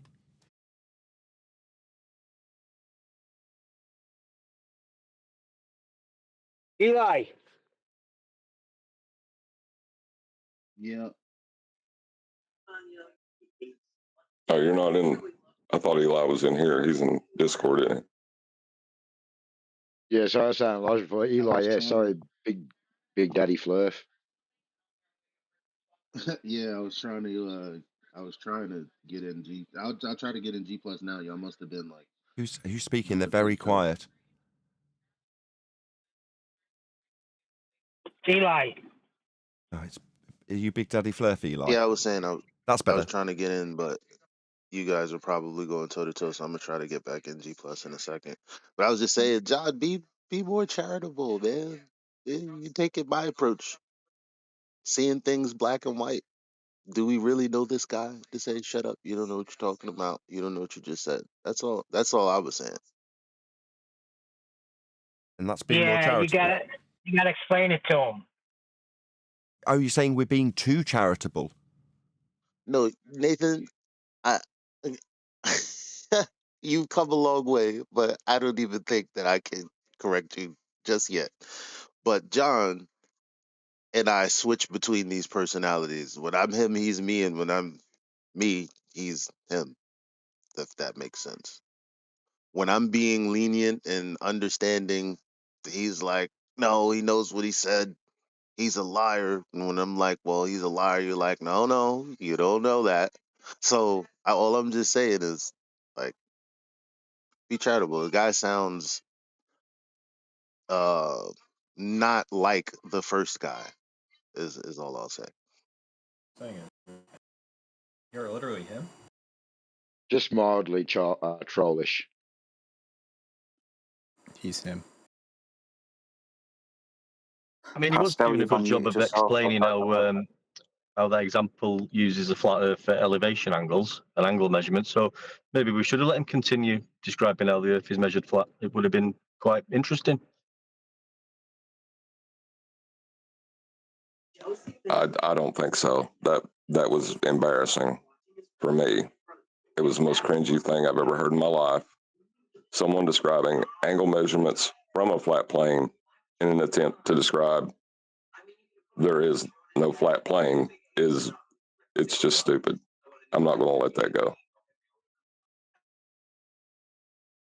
No, but I don't think we're breaking it down clear enough for them. I'm not gonna lie. At first, I thought this argument in this channel was very stupid, but now I'm actually taking it from a philosophical approach. It's actually a very smart concept idea. Not an idea.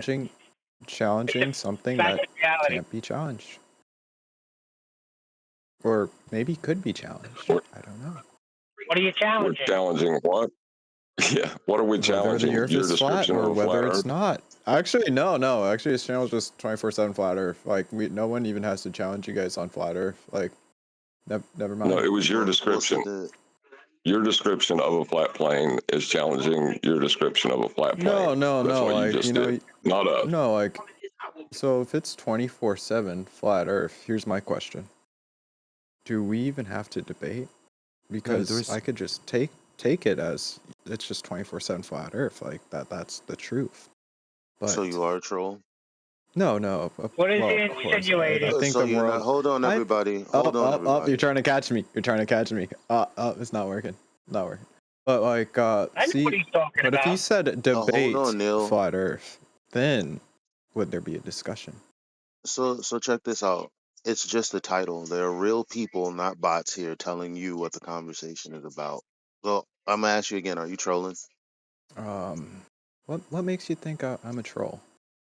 So you Well, can if you read understand underneath, that the title is the title, and the conversation that we're having is detailed enough for you to understand that your input is valuable and our input is valuable. So moving forward, here's the thing. We've exposed information to you that is true. It's not an opinion. It's not subjective. It's kind of what everyone goes off of for a basis of information. Your response can't be, well, okay, so it can't be debated, right? Like, that doesn't No, make I'm sense. saying it's a general discussion. Okay, so we're well, if discussing he the was to read, I'm information. sorry, he's misread the title anyway, because it actually states in the title, in the channel status, FEAMA. Or Then make I a claim to absolutely have a debate. question. So Go do on, you what's have a your question? claim or a question? Where's your scientific proof that the Earth is flat? How It's a did you category come error. to this Okay, conclusion? can I answer you? Oh, Can I answer you? Yes. yep. Yeah, Well, it's no. it's a I'd like cate- more information. Well, you could keep talking. You've asked for scientific evidence of flat Earth. That's a category error. Science deals with cause and effect. It deals with naturally occurring phenomena in the physical and natural world and the cause thereof. That's science, physics. A shape or an aspect, flat, globe, they're not in the realm of scientific inquiry. So you're in a category error. That, to me, demonstrates that you don't understand what science is because you're asking for geometric answers to scientific questions, which makes no sense. It's a category error. Hope that's clear. No, I'm asking for the science. I heard you. And then I handed your ass and pointed out it's a category error because you asked about the science for flat. That's stupid. Flat's not a cause and effect phenomena. Stupid man. Second time I've had to point it out because you've reiterated it. No, what about the Dumbo. sun? Category error. What about the sun? Where is Sorry, that do you want to still flat? acknowledge your category error? No. Well, then get lost. Then you're unreasonable. Yeah? I've educated you, dumbass, on your stupid category error where you asked us for cause and effect relationships in terms of flatness. You know, you've got to find a cause and effect relationship in how flat something is. That's stupid. You are stupid. And now you're being told off by a flat earther because of your failure to acknowledge your category error that you've just asked me about. So before we can move on with you, not with you interrupting the top of me telling you off, as you've just done. No, I'm telling you off. My name's Nathan Oakley. I'm a flat earther. I talk to idiot globe believers like yourself who ask questions in category errors, like the science of flatness. Stupid idiots like you annoy me, especially when they yammer through the top of being told off. Now, you've been told off, and if you want to carry on in the conversation, you'll acknowledge your category error. Not be a weasel, not change the subject, not refuse. If you do any of the above, you'll be removed for being a dick, an intolerable globe-believing dick, in a category error that you're now going to acknowledge. You understand me? Yes.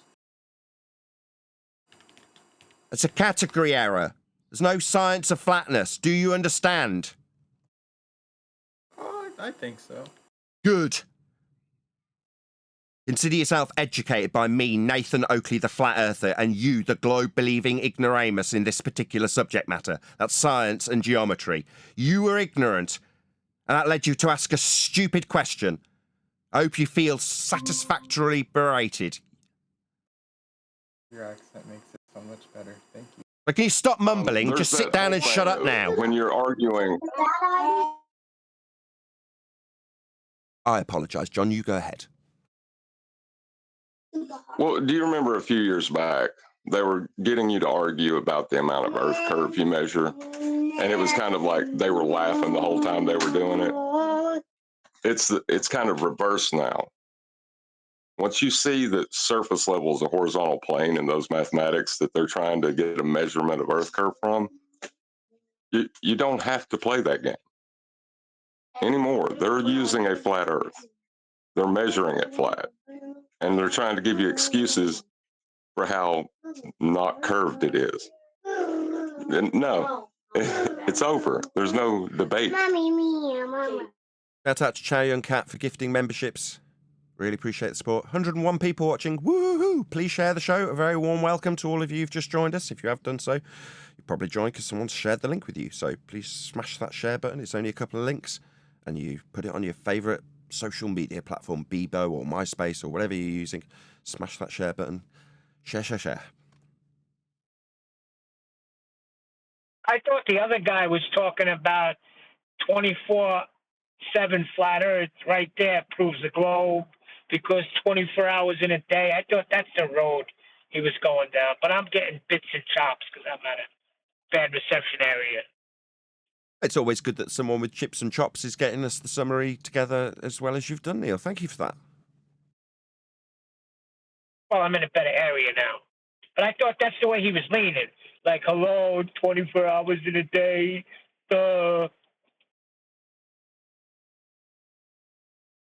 Maybe he was here at the start of the show when we asked for any scientific evidence of gravity. Yo, Nathan Oakley. So the proposition. Oh, wait, Nathan, shut your mouth. I have a question. So the proposition that the Earth is flat, is that analytically true or synthetically true? It's measured flat. It's not a proposition, it's a measurement. Yeah, so just to be clear, is it a proposition or not? Just answered you. Measurement. It's a measurement. It's like a yes or no question, retard. I'm not going to let you dodge. I do want to just remove this guy who clearly just wants to abuse us. He's asked us a question in a category error. He's been given an answer outside of his category error, and he's insisting on it being a closed question. No, you're in a category error. Do you think that is worthy of you calling us retarded? I mean, we could, if you were tolerant of it, point out the category error that you've just had. In fact, I'm going to hand over to John because he was in there before I was. Yeah, it's not a proposition or an assumption. It's a measurement. You're taking a conceptual unit and applying it to an aspect of reality. It's a measurement. It's just what it is. You don't have to like it, so just which to I be can tell clear you for don't. both of you, just to be clear for both of you brain dead retards, a proposition. Sorry, remove him. I don't want him calling us brain dead retards on a live stream. He's only here to abuse us because he's in pain. Yeah, and I'm not going to tolerate it. We're not brain dead retards, my friend. The man demonstrated himself to be stupid with his stupid category error question. Now he wants to call us retarded. Yeah, you're so transparent. It's pathetic. Now go away. Actually, he's retarded because John just said it's a measurement. Plain and simple. No, he doesn't understand. He can't comprehend the response he's got because it wasn't what he was expecting. He's asked a closed question, so he thinks he's getting a yes or no to that closed question until we point out the category error and give him a different answer outside of his yes or no. Suddenly, does not compute. You are stupid. Is his response. He can't cope with it. Comprehension isn't his strong suit. Yeah, but when somebody says it's a measurement, something should click. No? I mean, it did for me. It did click. That's why he got so angry. Well, you're on a building site and someone says, he didn't like it. How long is that bit of wood? Someone runs a tape measure down it. Goes 3.5 foot. Is it exact? Yeah, exactly 3.5 foot. Is that a conceptual claim? No, run a frigging tape measure down it. I was thinking the same thing, Nathan. I was trying to figure out a way how I could put it in with, like, when I measure floors, if the foreman tells me to go and measure it. But that was perfect how you did it. Yeah, you meatball, it's measured. Is that inductive measurement? What are you babbling about? Just write it down on your scrap of paper and bugger off down the hardware store. If I asked my foreman if that was inductive, I would have got canned. Like, forget it. I might have been tied up and whipped. Sure Must be a begging the question measurement. A what? Say that again. It must be a begging the question measurement. I'm going to use that. I'm stealing it. I've got to be honest, right? The politics server standards have got, in terms of the opponents on the ball side, that is, not the moderation and general running of the server, which is exceptional, has gone down and down and down, hasn't it? Is this it? This is the quality of ball-believing defenders? Wow. Yeah, the quality has gone down over recent weeks. Sorry, Neil, I was just saying the quality has gone down over recent weeks. I will admit that, that's for sure.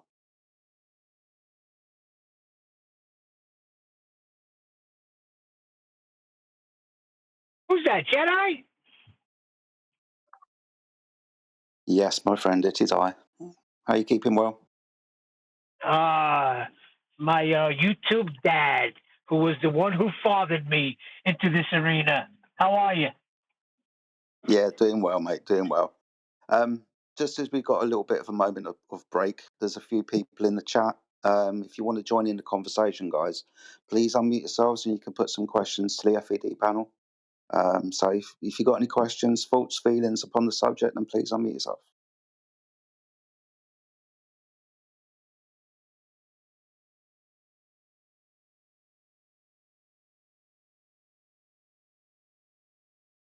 Or don't. I mean, it's entirely up to you. There was a time when we first started coming in this particular server where we were told that it won't be long, week or two, and this entire server will be overrun with globe believers only. Flat earthers will have their noses pushed out. What with all the globe proof that's going to be presented in this server. This is what we get today. 115 people watching. This is the state of the real flat earth debate.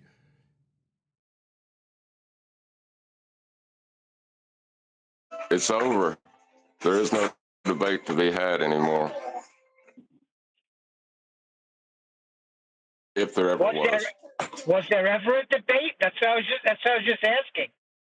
We just didn't pick up on it. But they were using flat the whole time.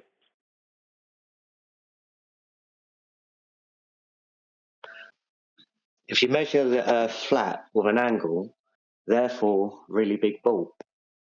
That's what seems to be coming up. Well, not even that. The last guy was like, we measure Earth flat, but I mean, that's only because it's so big, and that's why we don't measure it ball-shaped. So why I think it's ball shaped in the first place? Yeah, it's a horizontal globe. What's up with you? Oh yeah, that makes sense. Fair enough. No, it does not. I was joking. I'm not telling you off. One deck gets a certain amount of artistic license when he's making poetry, but flat globe, no, these oxymorons just, I can't let them slide. They're great on me. So you're going to tell me that the globe is not measured flat? Is that what you're telling me?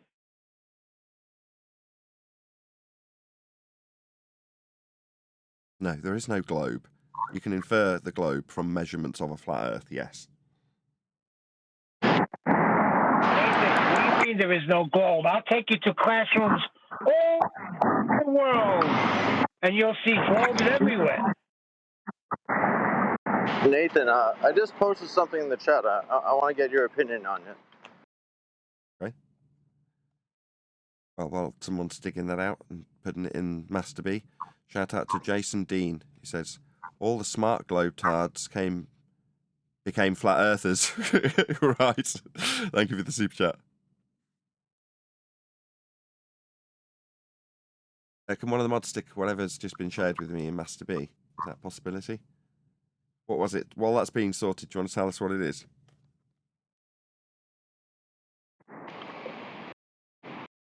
Did you see what I post, Nathan? No, unfortunately, no. I'm just waiting for someone to share it with me locally. What is it?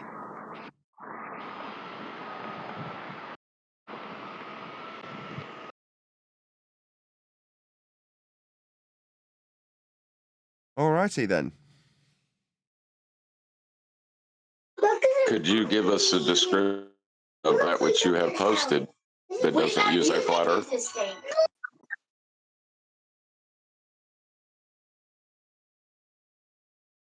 Or anybody else?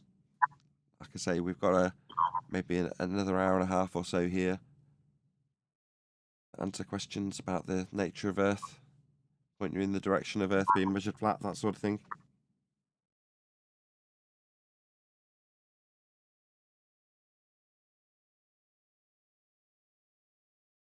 Globe Shalaka, I noticed you unmuted yourself or you've been on server muted. You keep flashing, mate. You trying to speak or is that background noise? If not, I'll remute you.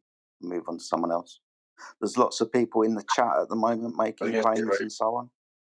If those guys want to speak up, that would be awesome right about now instead of just hanging around and chat skanking.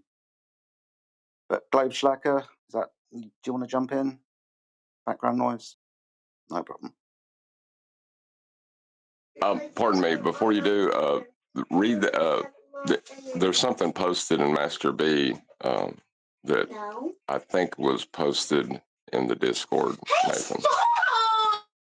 This Earth experiment, yeah? Is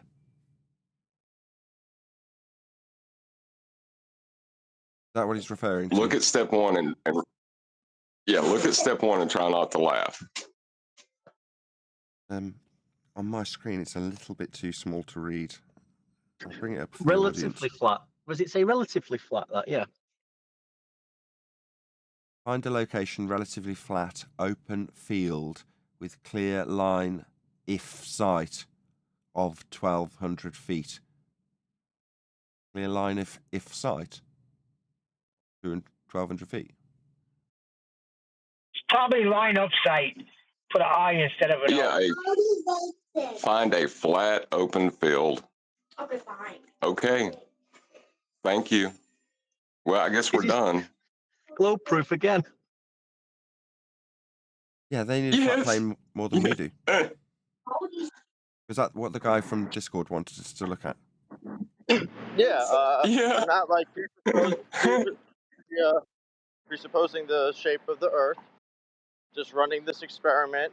What do you think about like the control and the procedure? Do you want to add anything to it? Old dude is another guy in here. He actually likes the idea. He thinks it's a really good experiment. Step one, find a flat open field. Is that really your step one? Yeah, like a relatively flat open field. This way I can set the 2 points at the same elevation. Relatively to what? Relatively to what? Flat. Come on, dude. Like, because Think about what the first step includes. Like nothing's perfectly flat. The point John's making is the first step is find somewhere flat and find out how flat it is relative to our flat as a reference we have for flatness. Step one, measure Earth flat. That's the first step in this process. What? Step one, measure Earth flat. It says relatively. It says relatively. Yeah? Yeah, find a relatively flat field. Like what don't you understand? Yeah. Relative to what? How could it be relative to something? What's it relative to? To a slope. No. I'm not gonna find a No, you don't define flatness relative to a slope. How flat it is how referenceable to level it is, isn't it? Go on, John, you take over. Yeah, find a nice level flat area. That's what you're asking us to do. not relatively No, flat. You're looking for a nice level flat area, aren't you? Just say it. It's okay. Everybody's got a flat Earth knowledge that they just don't want to accept. no, I don't know what you're talking about. I'm not. I've been in here. I talked to old dude for a while. I'm like throwing out all the stuff that like I can't prove myself. I'm not like trusting anyone anymore. Right. So step one, So measure I Earth just flat. want to know what you think of this experiment. Let me go back. Well, that's it. There's nothing else to assess, really. Once it's step one, measure Earth flat. I mean, we've been saying this for a good few months now. That's what they need. They need a flat Earth more than we do. I mean, I think the heading's got problems itself. Earth experiments. Yeah. I mean, I don't know what that means. We brush past that. Shout out to Price of Adam. What do you mean? For the super chat. Just one sec. On Earth, we measure from level as only flat. Yeah. Thanks for the super chat.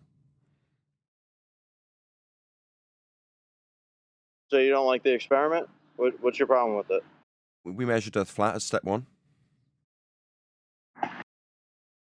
Experiment? Your step one, your step one kind of invalidates the rest of your steps. Why are you not getting that? Because it doesn't really make sense. I'm not presupposing anything. No, you're measuring in step Right, one a neither are flat we. Earth. We're measuring I'm sorry, it. I'm stepping all over you, John. I've just told you to take over. I'm really sorry. Go ahead.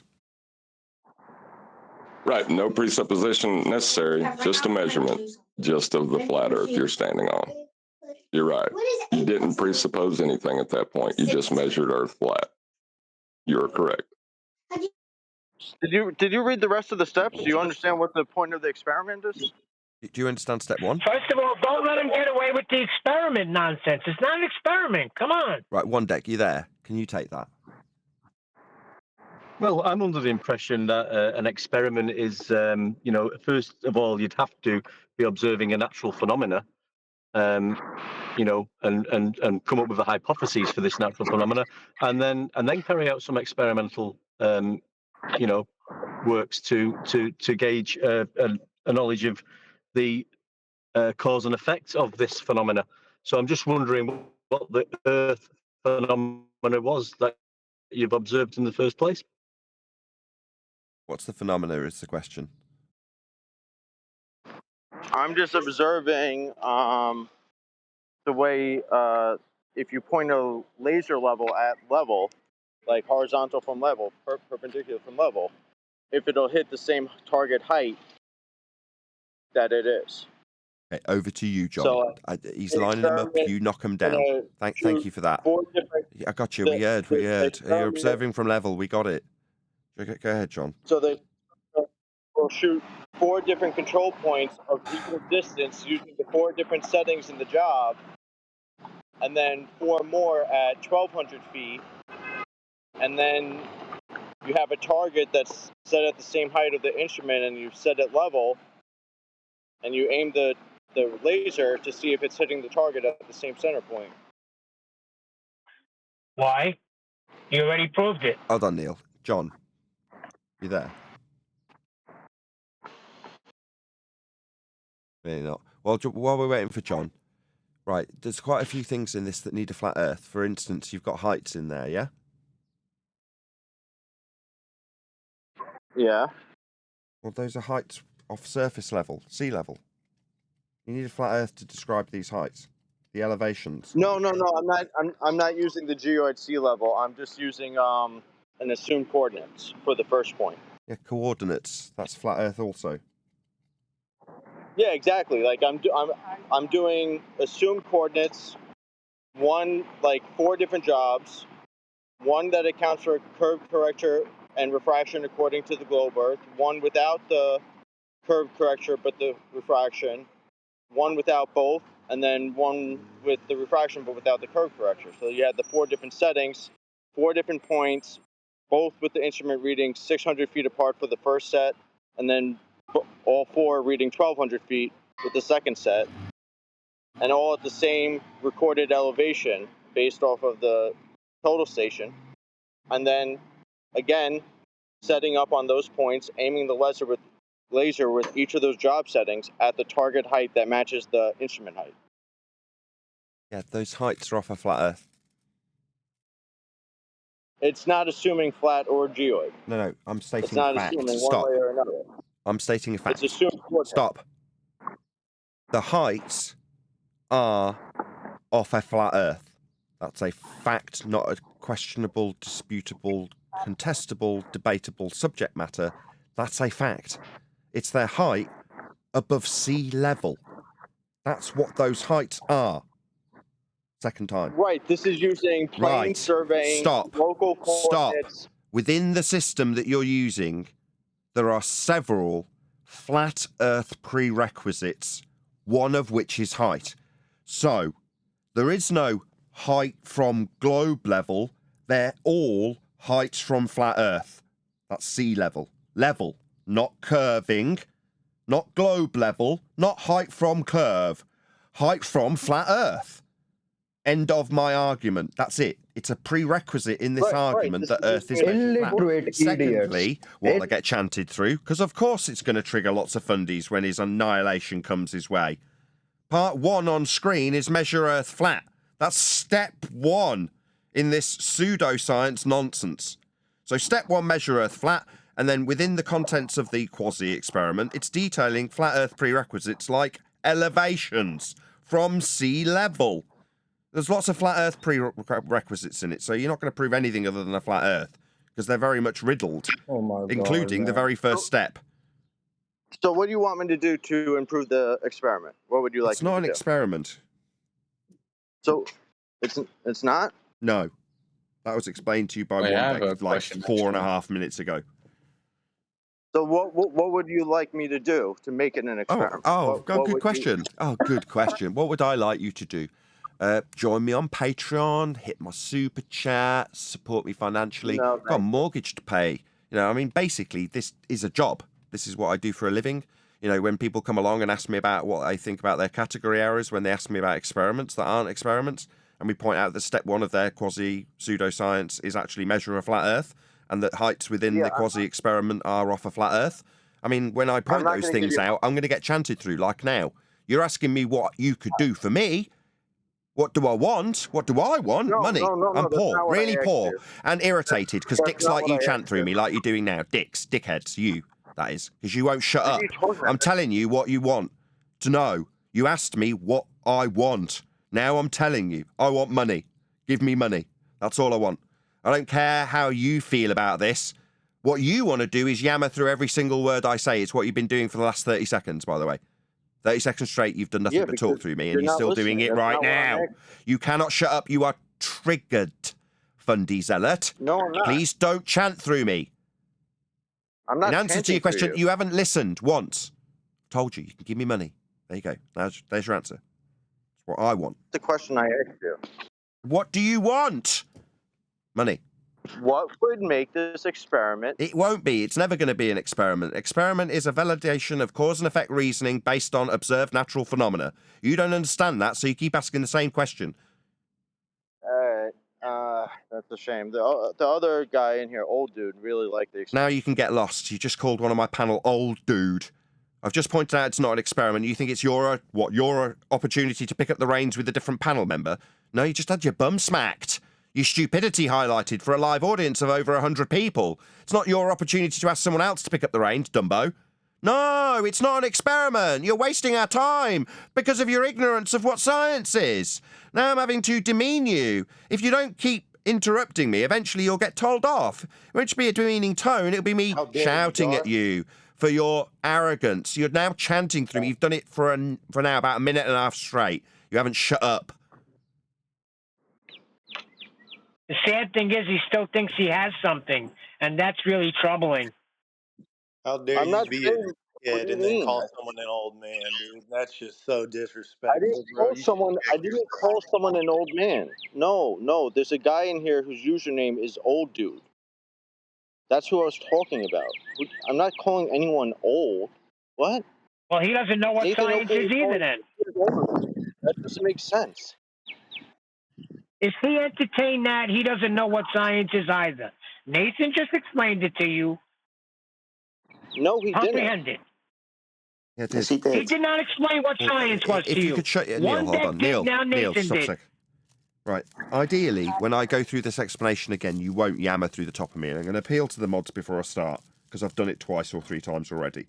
Right? If he just yammers through the top of this explanation, mods, can we just end this conversation? It's getting a bit tedious. So, science is the assertion of cause and effect reasoning based on a hypothesis. A hypothesis establishes your presumed cause of a natural phenomena. That is to say, you observe something happening in nature, phenomena, assume the cause of it, that's a hypothesis, otherwise known as scientific prediction, then you vary your presumed cause to see if it induces the effect you observed in nature. That's the scientific method, otherwise known as physics. You're asking me if this, which you call an experiment, what you can do to better it as an experiment. Well, to explain, for it to be an experiment, the first step isn't measure Earth flat, as is the case in this. The first step of an actual experiment would be to observe natural phenomena, something occurring. So if you can formulate an actual hypothesis after observing something occurring in nature, you're on the right steps. This isn't that. Step 1 is not measure Earth flat in a real, scientifically valid hypothesis that you can go on to actualize. That's an experiment. This isn't. So experiments can only be with naturally occurred phenomena. So that's the only way that it would be an experiment. Correct. Yes. Step 1 of an experiment. Not step 1 of an experiment either. It's step 1 of the scientific method. One of those steps is experiment. It comes after observing phenomena. That's step 1. Okay, would observing the way light travels be observing a natural phenomena? Yeah, you can study that and say, I will now assume the cause of how light travels. Yes. Okay, so I'm not assuming the cause. That's what science is, assuming the cause and I'm varying it. the natural phenomena that I'm studying here. Okay, just stop you there. So you're not assuming the cause, right? So you're not doing science. So this isn't an experiment.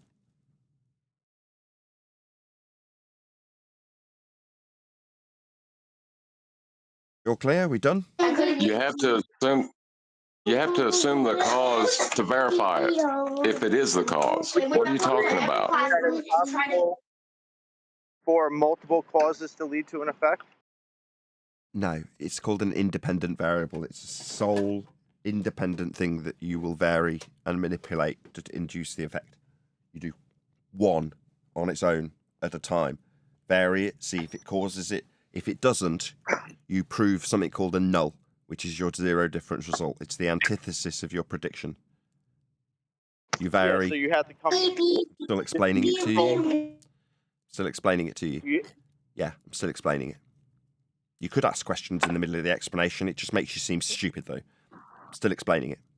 The null is the antithesis of your original prediction. That's supposition of cause, independent variable, one thing that you will vary, and the effect that you're trying to induce. The null is, if I vary that which I assume causes the effect, it will not induce the effect. That's called a null hypothesis, and it runs alongside your prediction, called a scientific prediction, otherwise known as hypothesis. When you actualize a hypothesis, that is an experiment. So if there's multiple causes that lead to an effect, you would need to have multiple controls. No.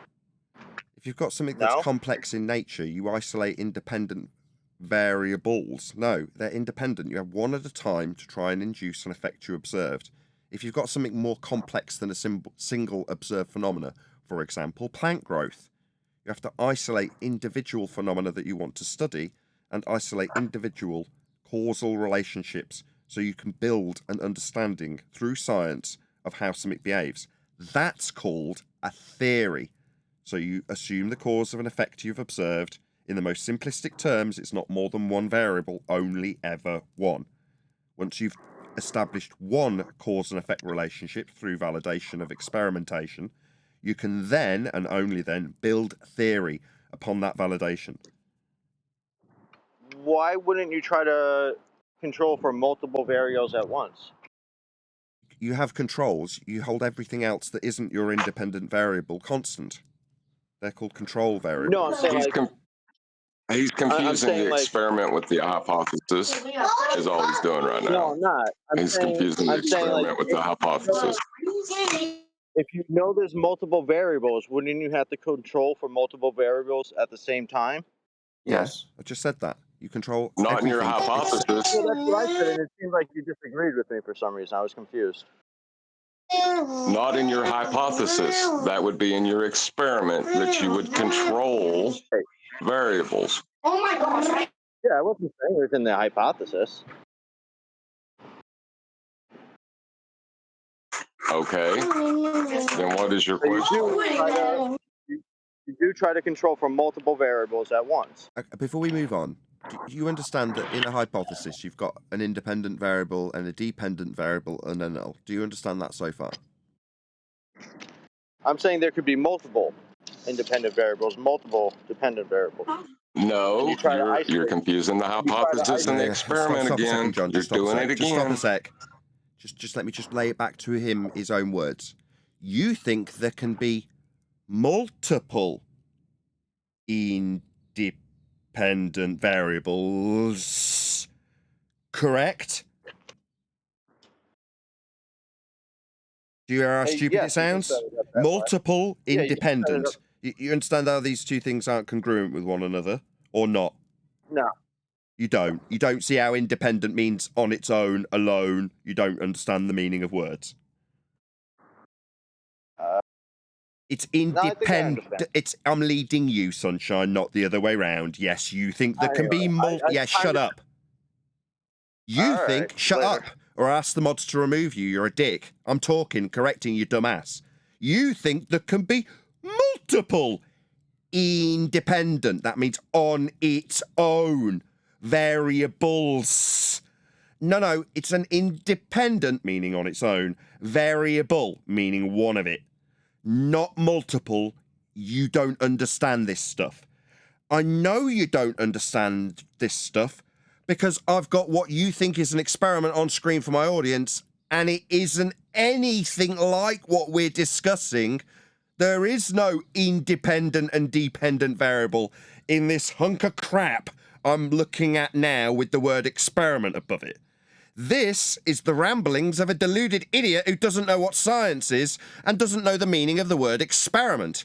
It's idiocy. Is this yours, son? What I've got for this Earth experiment? Is this yours? It's stupid. It shows me how thick you are. Are we clear? I'm telling you off for your stupidity. This isn't an experiment.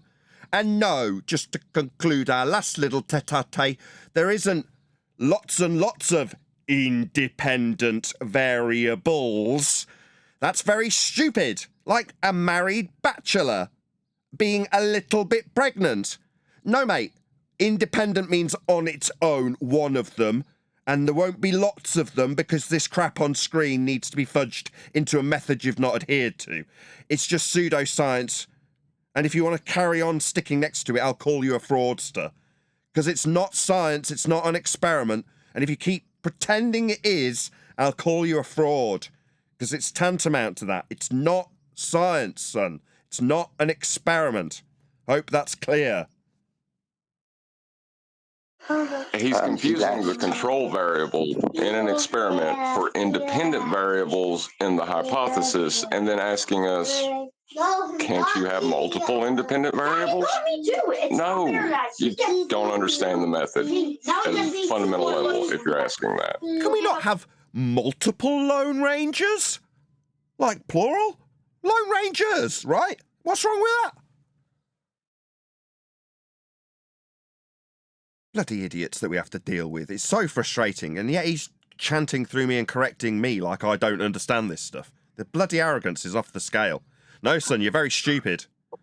Why have you wasted our time with this crap is my question to you. Why have you wasted our time with this childish understanding of science? It's pathetic. Why would you waste our time with this? Are you dumb? He's left the conversation. Of course he has, because he's being berated by a flat earther for his idiocy. Can't tolerate it. He needs to be telling us we're stupid. I think he was a flat earther. That's the sad thing.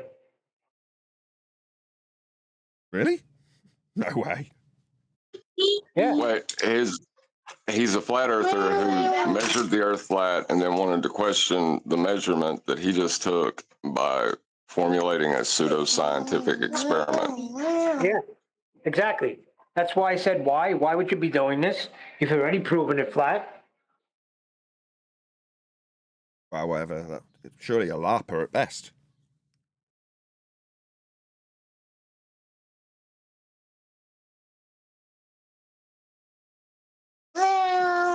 I guess if you accept science as whatever the people in white coats on TV says, measurement isn't good enough, I guess. I don't know. No, it's when you have a belief. See, you have a belief, so you're going to set up these things to try and convince yourself that Earth is flat because you really don't know it's flat yet. Shout out to Price of Adam, who says, from flat as flat, from go. Every time.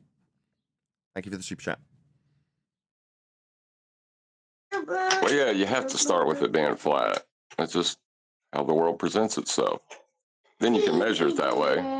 At which point, I don't know why you would try to argue past that. That doesn't make sense. Yeah, he's setting up his level lights. He had to level them all, right? Yeah. We're coming into the final quarter of the live stream on Politics server. So if you did want to join this server, which is a very good server, it's not necessarily indicative of how it typically is with us here. But still, hopefully one of the live stream mods will drop a link to the Politics Discord server so you can join the fun in that server. But we're going to be doing this for maybe another half an hour. If you did want to join, do so now with that link. Or if you're in the server now and you want to ask a question, and this is your 10-minute mark that you've been waiting patiently to get a nice, polite question in, feel free. This is your chance. Like I say, we'll round out in about half an hour's time and then move to an after show. I'm going to blame QE for this, but that's what I want to do. When he give that experimental result of water boils at sea level example that science has proven, like I'm going to blame him because he didn't give the hypothesis. He reported the experimental results, which are factual, and people confuse that with the hypothesis. Okay, Baldy. Fighting words.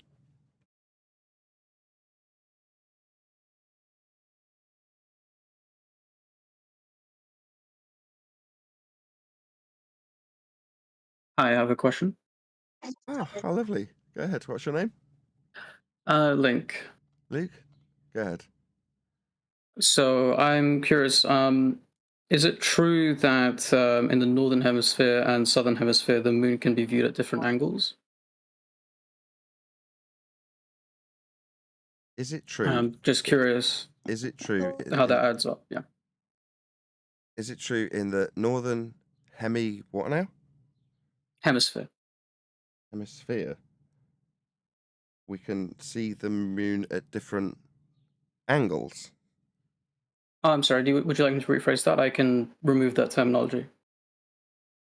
Wait, what? I haven't said anything yet. I'm just literally saying back what you've just told me in the last 20 seconds. What's going on? Yeah, I understand because before you mentioned the other person that presupposes a globe. So, for instance, I'm just curious. So, for instance, if you look at the moon in places like London or Japan or New York, it appears to be viewed from a certain angle, whereas like South Africa, Australia seems to be from a different angle. What about it? Angle, huh? You're going to appeal to the elevation angle of the moon, huh? No, it just looks upside down. Do you think that might be the angle at which you look at it? Hold on, John. I think Jedi's going to summarize. Translate for us, Jedi. Go ahead. The gentleman's asking, obviously, why the moon appears to be upside down from different vantage points of the Earth. So I'm just going to ask the gentleman if that's got something to do with your orientation, as in you're on different sides of the moon. So from one side to the other, the moon may look in a different orientation. Does that answer your question?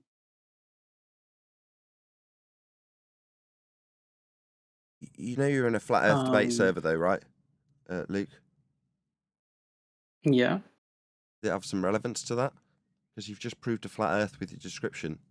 So how high Slit I is was just with respect to the horizon is its elevation above the horizon. Well, elevation is a description that requires a flat Earth to describe it. You also described hemispheres. Well, hemispheres are derived in the celestial sphere by way of a latitude grid system measurement that comes from a flat plane also. Just for everyone else in the server, if you're not talking and you're not Luke, please can you pop yourself on mute? But hemispheres is a flat Earth requirement also in terms of how that's acquired. Yeah? Were you aware of that? that's probably something I'll look into. Okay. Latitude. If you look at latitude, it's an angle measurement with respect to a flat baseline. So elevation angle measurements specifically. An elevation is a line between you and the object in the sky, like a star or the sun or the moon, and the horizontal plane that you're standing on, because it's an angle.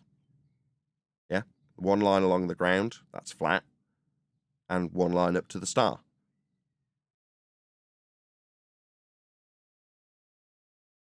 You with me? I'm leading you somewhere. Sorry, I guess I'm not knowledgeable enough. I was I'm just leading curious you. as You just to. need to nod along. You just have to comprehend the words. I've Yeah, said. okay. I'm listening. An elevation angle is a measurement between you and an imaginary line up to a star, the sun, a moon. That's one line for this angle. The other line is the horizontal plane you are standing on when measuring this angle. One line along the ground, one line up to the moon in your example, right? That's an elevation angle measurement. I'm just leading you to say, yes, I understand, so I can move on. Yeah. Yeah, so latitude is that type of measurement, elevation angle, to Polaris. So you start at Polaris, and if you were lying on your back, it would be directly above you. And as you back away from it, it will drop towards the horizon 1 degree. So that's a line along the ground and up to Polaris, dropping or receding towards the horizon at a rate of 1 degree for every 60 nautical miles. So again, an angle along a flat Earth is what gives us this system called latitude. Yeah? Now, with that system in place, Polaris-centric, you can map out the angles to all of the stars, and that's called the celestial sphere, and it has two, a north pole-centric and a quasi-south pole-centric flat plane system with angle measurements to all of the stars, and that system's called the celestial sphere, measured off a flat Earth. That's it. So there are two different sort of spheres measured from different angles for the celestial. Sorry. Not exactly. So if you were to imagine you standing beneath a star, in other words, there's a star directly above your head, and we're going to freeze time for this example, right? Now imagine that around you is a giant protractor, and as you point through all the angles, you point straight up, it's 90, yeah? You point out towards the horizon, it's 180 or 0, and everything in between. Those are the angles. Well, the curve of the protractor is a representation of the points that you can point at. But in order to have that protractor-based representation with you standing inside it, you must have a flat sky parallel with a flat ground. And then the protractor view that you get, is like a hemispherical view of the stars when measuring them flat. That hemispherical view, North Pole centric in latitude systems that we use for mapping on Earth, that would be the view of the celestial sphere, measured flat, represented as you inside a protractor. Do you understand? So yeah, so if you were going to compare the angles, you would need a flat plane, to my understanding, right? Like. No, we do use a flat plane to measure these angles that give us this system called latitude. Right. Yes, Earth is flat. Okay, I follow. That's it. Earth is flat. Yeah, I'm just curious, like, when it comes to, like, so for instance, like different locations and the moon. So if you go somewhere that, like, I suppose people who believe that the Earth is round would would say is like northern, right? If you go to somewhere like northern, the moon appears to you see it in a different orientation. We heard this the than if you first were time. to go like Yeah, we got this the first time. Is this like a brain freeze where you feel that you need to repeat that which we've already covered? We already covered this. Jedi explained to you, right? Let's say you take a paper plate and draw a smiley face on it. You then stick it on your ceiling with a bit of blue tack. Yeah? As you walk from one side to the other side of the room, the smiley face will appear to turn the other way. Shock, horror, it's you turning around as you've passed it, moving from one side of the room to the other. The smiley face isn't upside down, it's just when you were looking at it from the left side of the room, you were seeing it from the smile side of the smiley face. And when you cross to the other side of the room, you're looking at it from the eyeball side of the smiley face. That's just you moving from one side to the other. And Jedi explained that already once. Why are you rinsing and repeating this? No, thanks. The example you said actually like made it very like understandable for me. So like putting it simply kind of helped. Yeah, but the last time we covered it, I'm now frustrated because the last time I asked, why are you asking this? This is a flat Earth Discord server. What's this got to do with anything to do with how we've got Earth being measured and navigated and built on and all the rest of the things? This has no relevance. I don't know why you asked. Who cares what the moon does in that regard? Does it have any relevance? But to describe the different locations, you need a flat plane to describe those different locations to view this moon from. So either way, you're assuming Earth's flat before you even ask the question. Full game. All right. Can you elaborate, Nathan, please? Can you elaborate on what did you say? Latitude? What latitude? Like the term you just explained. What was What it? latitude is? It's an angle measurement to No. Polaris. Yeah. It's an elevation Can angle you just go measurement to. quickly over that? It's an elevation angle measurement to Polaris. That's it. That's all it is. Angle measurement. An elevation angle measurement to Polaris. That's it. That's all latitude is. From a horizontal level plane of reference. Correct. That's what an elevation angle measurement is.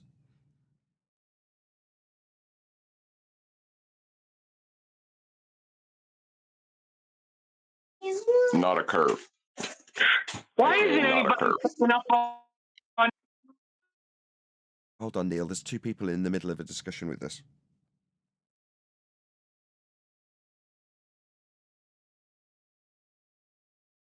Yeah, it's not a curve. It's a level plane that you're taking the angle from. That's the important part. Now, if you believe you live on a ball, then you don't have an angle.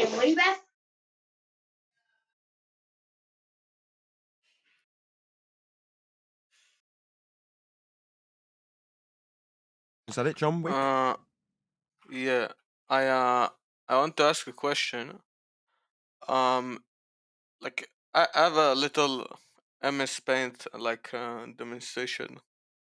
I don't know. Like, if you can correct me on this, I'll be glad.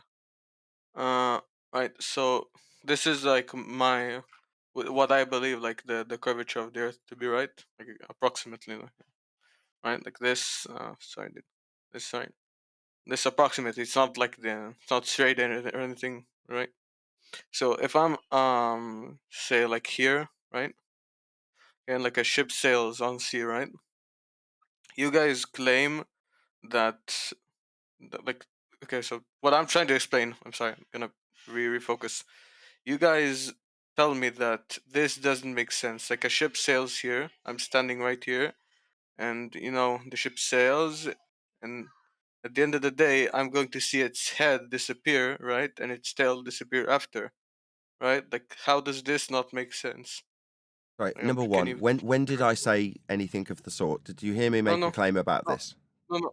Sorry, I didn't hear you make a claim, but this is what I think. Yeah, the most flat Earth that's got a name. That's called a straw man fallacy.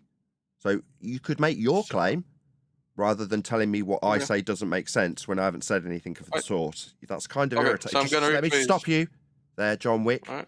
Stop. That's step one of getting me irritated.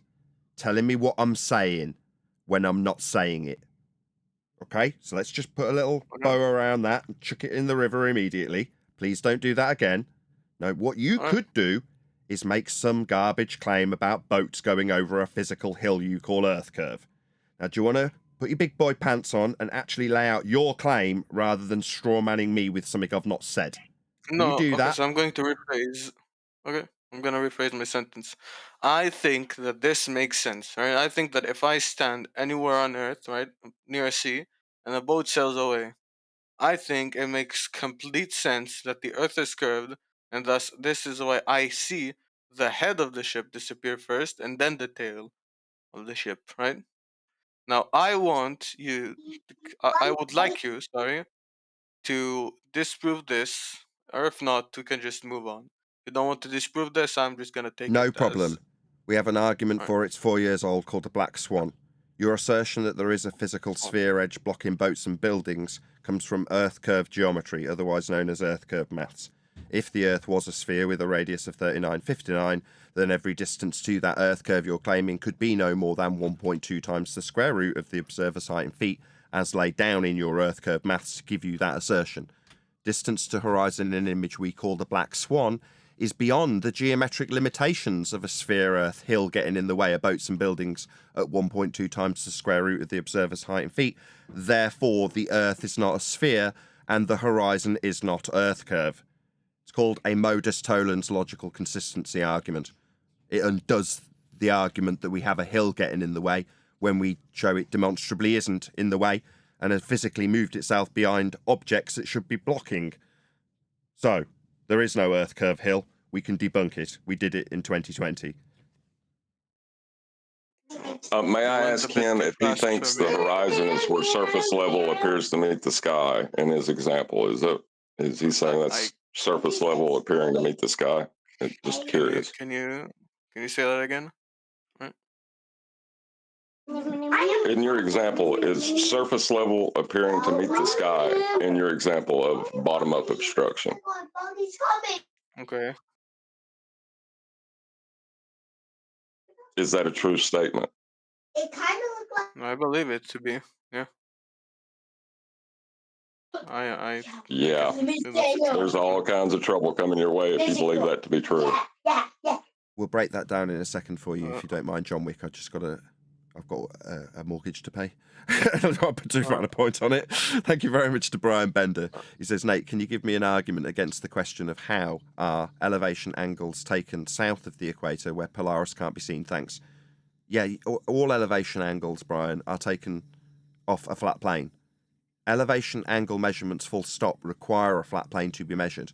And you measure elevation angle measurements to all of the stars in the south. The arbitrary system we have devised called north and south is just that. It's arbitrary. We've devised a minimum with Polaris to call north and everything beyond south. And then we take a position that isn't quite centric to the second system, south system, that's sigma octantis, and then claim an elevation angle measurement, if there was one to that, would give you the axis off a flat plane for a south system. Now you can sandwich those two flat plane systems together and call what wraps around both of them the celestial sphere. In fact, that is the celestial sphere. But once you move past the equator, all stars get measured in exactly the same way. They're all measured with elevation angle measurements in the south. It's not that because the latitude system's been screwed with beyond the equator where you can't use Polaris anymore, doesn't alter how navigation functions in the south. It still uses elevation angles, and they require Earth as a flat plane to measure them. Hope that answers your question. Thank you for the super chat. To get back to John Wick, in terms of what you're asserting in Earth curve geometry with the assertion that Earth gets in the way as a hill for boats to fall over the edge of, your edge that boats fall over needs a flat plane to measure to make that inference. In the Earth curve mathematics, why are you talking? No. My question, why are you talking? Jesus, man, calm down. Go on. No, I won't calm down, you arrogant prick. I was in the middle of a sentence that troubled you, so you thought you'd open your stupid fat mouth while I was in the middle of that sentence. Now I'm telling you off. Man. Shut your mouth while I talk. Yeah, I'll educate you on the flat plane of reference in your earth curve maths. Hopefully without interruption from a belligerent ignoramus who doesn't have the slightest clue what he's asking when he asks me about why boats disappear bottom first. Tries to straw man with things I haven't said. And then when he actually gets to the actual claim we do understand, it requires a surface level in the mathematics. Had you not interrupted and had my tone and blood pressure risen by your interruption and rudeness, I wouldn't have to take this tone with you, you stupid man. Next time, shut your mouth while I educate you, and I won't have to demean you in my tone. I'll just tell you with a polite tone, without the interruption from you, that you need a flat earth surface level to claim you've got a point below surface level called earth curve, the hill I debunked and was debunked in 2020 with the argument I gave you in logical consistency, modus tollens format, called the Black Swan. There is no earth curve hill we can show. The hill isn't blocking oil rigs, it's behind them. Hills don't physically move. We debunked this in 2020. Meanwhile, the inference itself, the maths itself, has a surface level in it. That's a flat earth being measured and referenced to give you an inference that there's a point below surface level called earth curve debunked in 2020. Now you may respond, John Wick. All right. Thank you for the added commentary. I appreciate that. All right, so I'm gonna go ahead and try to explain to you if the Earth was flat, right? And then which you claim, if we need a curvature of the Earth, right? We need to, you said, have a flat, like a flat level, right? You said. Correct me if I'm wrong. I said in your maths No, that we're not. leads you to the assertion of this having is a hill your in the claim. way. The surface level. I didn't It's correct level. me. It's in your maths. That's what I said. I couldn't hear you. Yeah, this isn't our claim. This isn't our claim. That's where you're confusing yourself So now. I'm gonna, It's your claim. I'm gonna ask again. The What surface was level you is said? obstructing. Okay. But I have to ask so you can explain to me again. You claimed that in order to have a curvature of the Earth, right? We need to have a what was it? Can you just say Surface the level in first your phrase you said? maths. Couldn't hear you. Surface. For your physical obstruction. Right, let's just stop for Okay, a second, so John. Hold on. Right, one of us has got to take control, otherwise he can't hear us. Brian Blender's accidentally, or Bender, has accidentally super chatted the same thing twice. Really appreciate both times. Thank you. I thought so. Thanks for expanding. Really appreciate it. No problem. Thank you for the super chat, Brian. Right, do you want to do it or shall I, John? No, you do. You go ahead. It's your show. I apologize. No, I only know this because of you. No, I want to hear Nathan on this. Okay, you've got a surface level in your maths, right? In earth curve maths, there's a tangent to the ball dangling below it, and that tangent, the line, is called surface level. Now, to infer there's a point, the dingleberry dangling below it, below surface level, that's your earth curve. Now, where that will be, mathematically speaking, is a derivation of eye level at altitude, measured off surface level, and the surface level. Yeah, that difference is where the maths extrapolates out a point below surface level called earth curve. That's what you think is the horizon. It isn't, because you've got to measure Earth flat. It's right there in your maths. It's called surface level in order to make that inference. So, to conclude, Earth is measured flat for you to infer there is a Earth curve below surface level.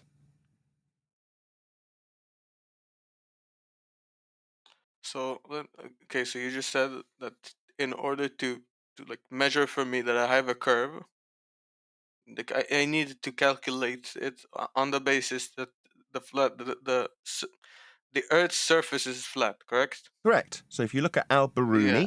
Al-Biruni measures the surface level to get two triangles to derive height using trig. So he measures the height of the mountain and then goes up the mountain, and utilising the eye level difference between him and the surface level, he can say the dip is actually a point below surface level that's now curving. That's the derivation of surface level measurement for height and differential from surface level and eye level for an Al-Biruni inference that the point he's now looking at, derived from the surface level he just measured to go up the mountain with, is actually below that surface level and called Earth curve. Yes, it's absolutely required that Earth will be measured flat for you to have a fundamentalist zealot belief in Earth curve. Correct. All right. Okay, so I'm gonna. There's a lot of terms. I have to like kind of have research that, right? I'm sorry if you excuse me. But is it fine that I kind of agree with what you said, but I have to research some things on that? Is that fine? I mean, you can do whatever you like. There wasn't really much agree, disagree in what we discussed, though. Right. You know. Then Well, he's talking about whether he accepts it or not. I think that's a reasonable position. Go look at the Earth curve maps. You'll see it. It's clearly marked surface level every time, or eye level. I see. Always My horizontal bad. plane. You don't I have to take our word misunderstood. for it. My complete lack of empathy leads me to not really care what you do with this information. That is Yeah. to say, you having Alright. to take it in, it wasn't of any concern, but John's just pointed that out to me. In terms of the discussion, it's not agree, disagree. In terms of what Earth is being measured as, it is flat. All right, then for now I'll agree with you. All right, I agree with you. I know you don't care, so let's stop at that. All right. Okay, so I have a major topic which I would like you to debunk. All right. Can you? Or it's a stupid question. I know you're not gonna give me an answer, but I'm gonna go ahead anyways. Do you have a approximate measurement of the Earth? Any Latitude. measurement? Well, you've got latitude. So you're... No, but do you have like a full like measurement of the Earth? Like a surface calculation. Yeah, I've got what you've got. of, We've like, got maps, right? The known territories that we expanded the known world out from, originally with a polar-centric system, that it got expanded into what we now know as the Southern Territories, right? But as we expanded into those new worlds, we expanded by using flat Earth measurements and angles to stars to navigate out towards these new lands and then find our way back on a flat plane. Now, in terms of what I know about the measurements and expanse of Earth, I know what territories are on the map, or maps, and how we develop those maps by using the stars and flat Earth measurements to them. That's what I know. I know what you know if you look into maps. Okay. Well, I guess you're kind of right on that. Yeah. I'm gonna ask you like a different question then. I'm just gonna pop this in here, right? I'm gonna remove all this. This is mumbo jumbo. I didn't actually mean anything by this. If anybody wants to make fun of that, whatever. Right. So say this is my map, right? I think this is what Earth is. All right. Say me as a flat earther, I believe this. Okay. This would seem reasonable in my eyes. I don't think we right. I don't think we explored anything beyond these lines, beyond this territory. Okay. So what I have a really simple question for you, right? If I want to take a flight, right, from Sydney to Chile, which is approximately from here, right? You can agree with me, right? This is Chile, approximately here. I want to take a flight to Sydney, Australia, just somewhere around here. I forgot where Sydney is, right? No, quit. I'm not arguing with you, right? I'm arguing with Nathan. Nathan Oakley, 1980, Right. right? Not you, quit. Right. So I want you Pardon to me. explain to me. I would like you. Okay, you want to talk. you want to talk, Nathan Oakley? I think it was my... Well, yeah, I would like to point out that you're using latitude to figure out the distances between these 2 points, right? You are I'm doing using that, correct? I'm using distance just to calculate things here. I'm just using distance. And Say how are you a getting the plane. distance? I'm getting the distance because this was calculated according to people who don't agree that the Earth is curved. Not what he asked. Irrelevant. Okay, No, sure. hold on, let's just address that. Stop a second. Sorry. Yeah, Sorry. no. There are no curved distances. Distances are flat. So when you talk about miles, kilometers, centimeters, these are flat distances. Yeah? They're not curved. What are you babbling about? You've just made a baseless assertion that the distances that you've asserted come from some people who think the Earth's curved. Who gives a crap? Distances are flat. What are you babbling about? Can there be distances on a basketball? Nobody's asking some other white knight.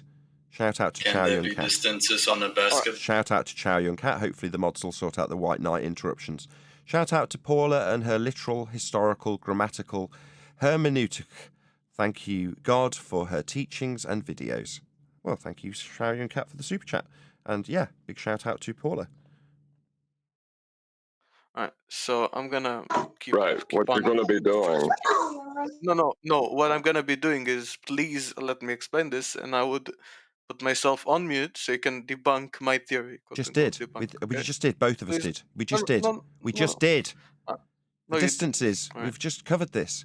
You've just ignored it, and now you're saying no. If I just get to the end, what? And ignore the objection and rebuttal that you've had? No, I object to your rebuttal. Okay. Where'd you get curved distances? Where are the curved miles? Where'd you get them? Right. I'm gonna explain to you, right? So if I want to take a flight from here to here. Sorry, I didn't ask take that, did I? I asked where you have made a baseless assertion that the distances come from curved people's belief. Okay, where's the source of curve miles? Give it me. Or relinquish your baseless assertion so we can move on with this crap that needs a latitude system for the distances. We'll then prove a flat Earth with your claim.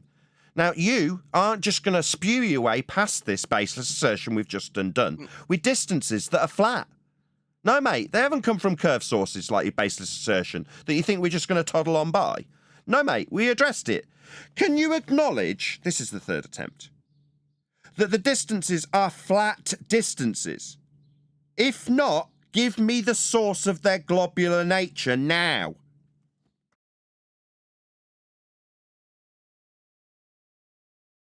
Kind of putting me on the spot, Nathan. What, to prove the crap you claimed? You made a baseless assertion, and when I ask you to back it, I'm putting you on the spot. Yeah, mate, it's called a debate. When you spew garbage nonsense, someone's going to say, can you prove that garbage nonsense about a spherical origin of miles? You can't, it's wrong, and now you're yammering through me. Yeah, is it painful that your stupid, ignorant garbage was pulled apart? Yeah, you were put on the spot.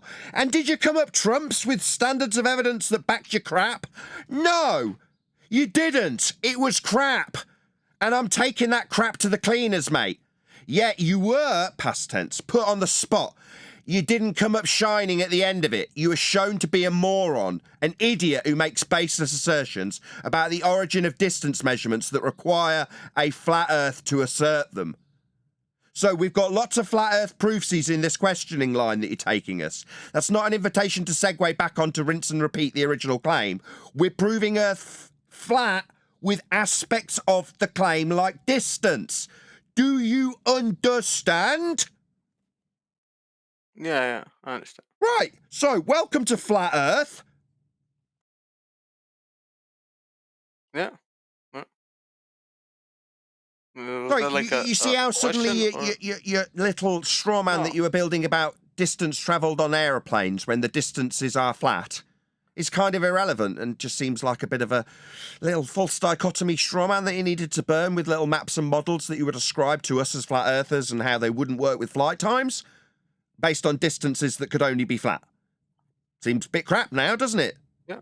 Yeah, it does. Yeah, Your crappy it does, argument just fell flat on its arse, didn't it?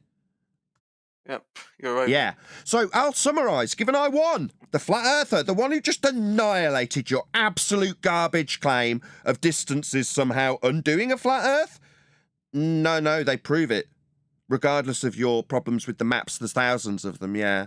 Surprising when there's a entire Western world viewpoint that we live on a curved surface that couldn't possibly work on any map, that we'd have thousands of them, what with that massive deception and all. Is that my problem, is it? That we've got tens of thousands of maps and none of them accurately represent the world?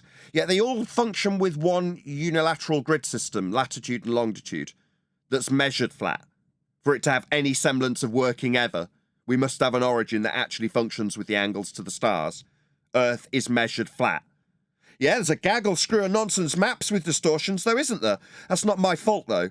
I would suggest that that's on the doorstep of the people lying to you about it being a globe when it isn't. Because all the maps are flat, aren't they? The thousands of them that some are claimed to be globe projections, yet still functionally operate with a grid system measured flat when they're flat maps. Yeah, those distortions have got nothing to do with me, mate. Why are you laying this on my doorstep? Meanwhile, Earth flat. For that map to work, ever.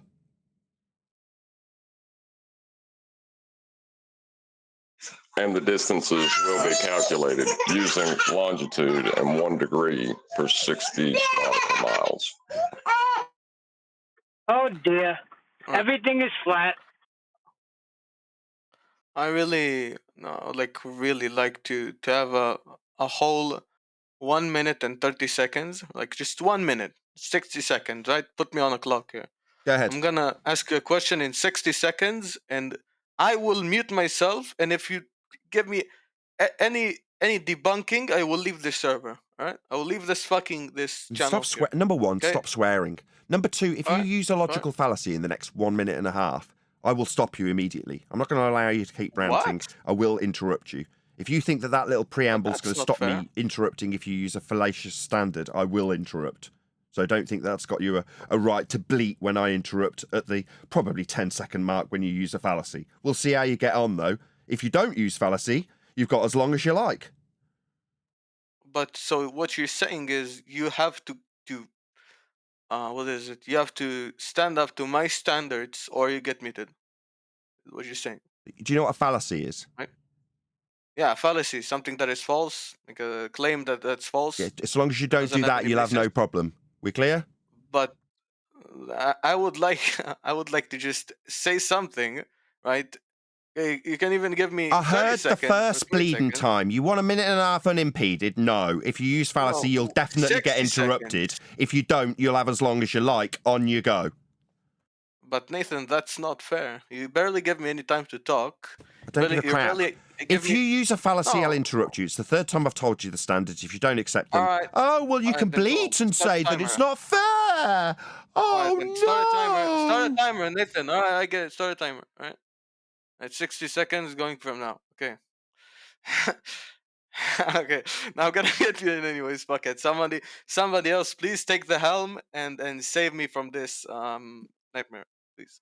Somebody. Sorry, is that you throwing in the white towel? You holding up the white flag? Yeah.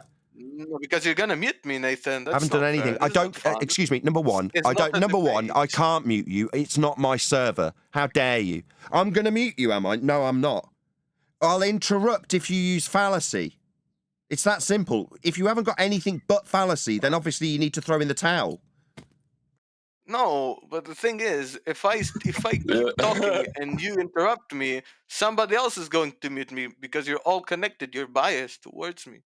That's All not right, this is fair. getting boring. John, can you Yeah. just make your point, please, dude? Okay, so you're gonna promise me that I'm not going to get muted, and I'm not gonna Look, for the audience's benefit, I've given this dickhead the reason and rhyme of what will happen 3 times. All right, so you guys give me 30 seconds uninterrupted, and have Nathan please not interrupt me, right? I think 30 seconds is not a Oh lot my of god, time. can you shut the fuck up and just make your point? All right. Please don't swear. Please can you stop swearing? Today. John, time has started. Go. All right. So if I want to take a flight from here to here, all right? It takes 12 hours and 30 seconds. if I want to take a flight from London to New York, which is somewhere along this fucking line, forgot where it is, right? The geography. I'm not that good at geography. Right? It takes around 7 hours and 30 seconds. 7 hours and 30 minutes, right? Can you explain to me how this makes sense? Please explain to me why I would take this route and not this route, here to here, from Chile to Sydney. All right, please, for the love of Christ, debunk me. Why that Can I takes more answer you time now? or more less time? Yeah, you may. Go on. All right, cool. Those lines you just described were lines of latitude and longitude, which are measured with respect to a flat plane. I don't care if you understand it.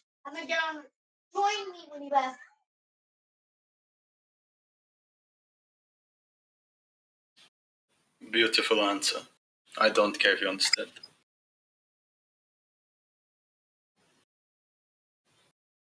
What just happened? He gave an I think example. the flat earther forfeited. No.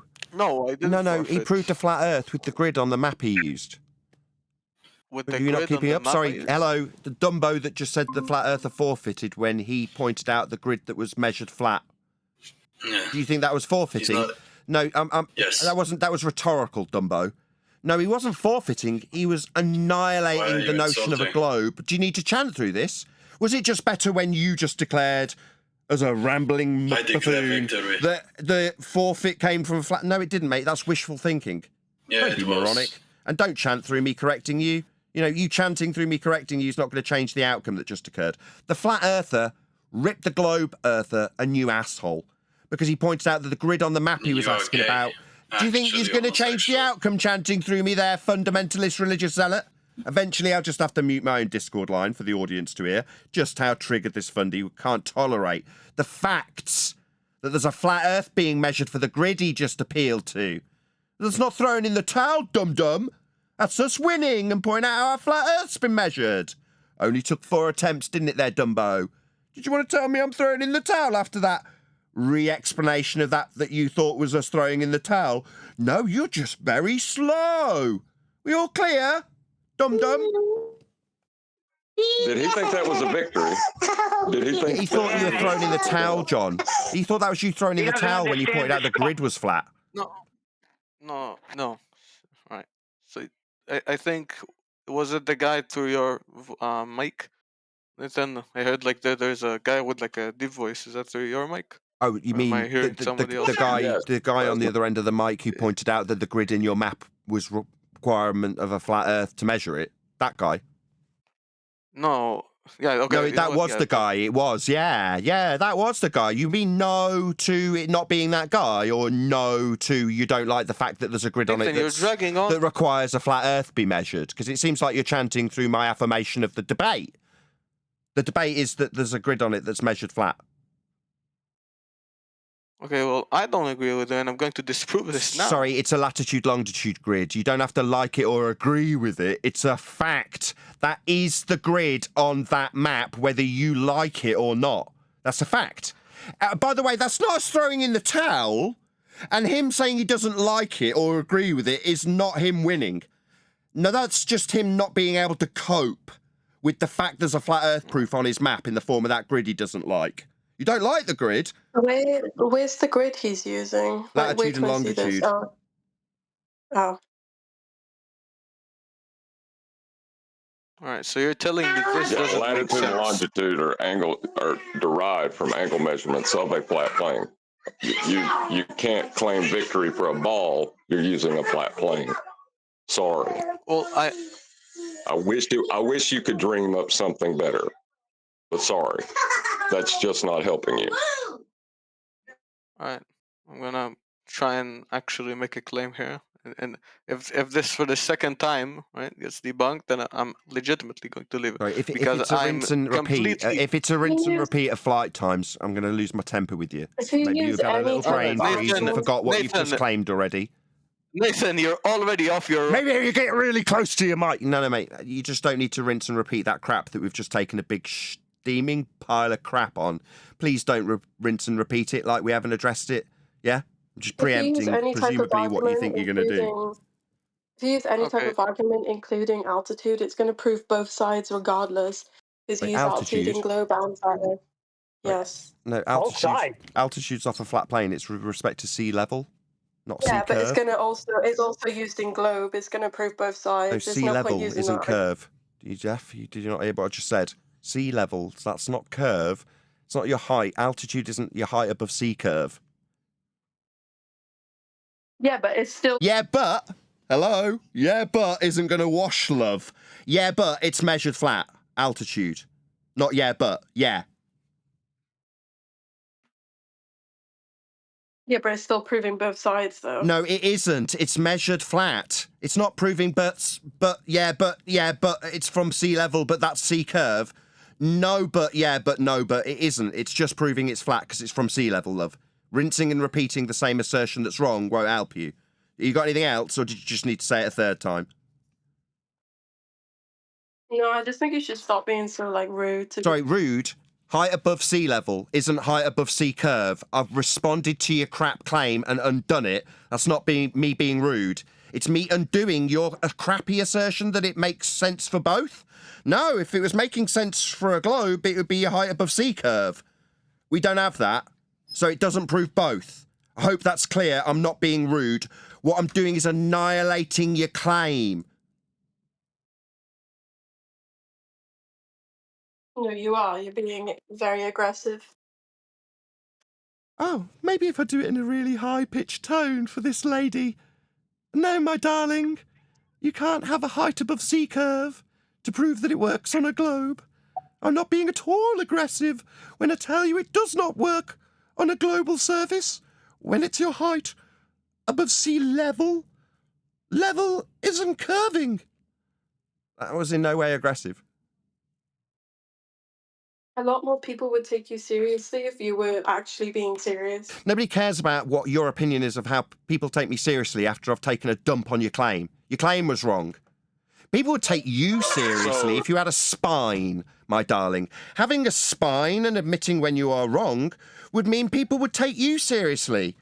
I don't take you seriously because you have no spine.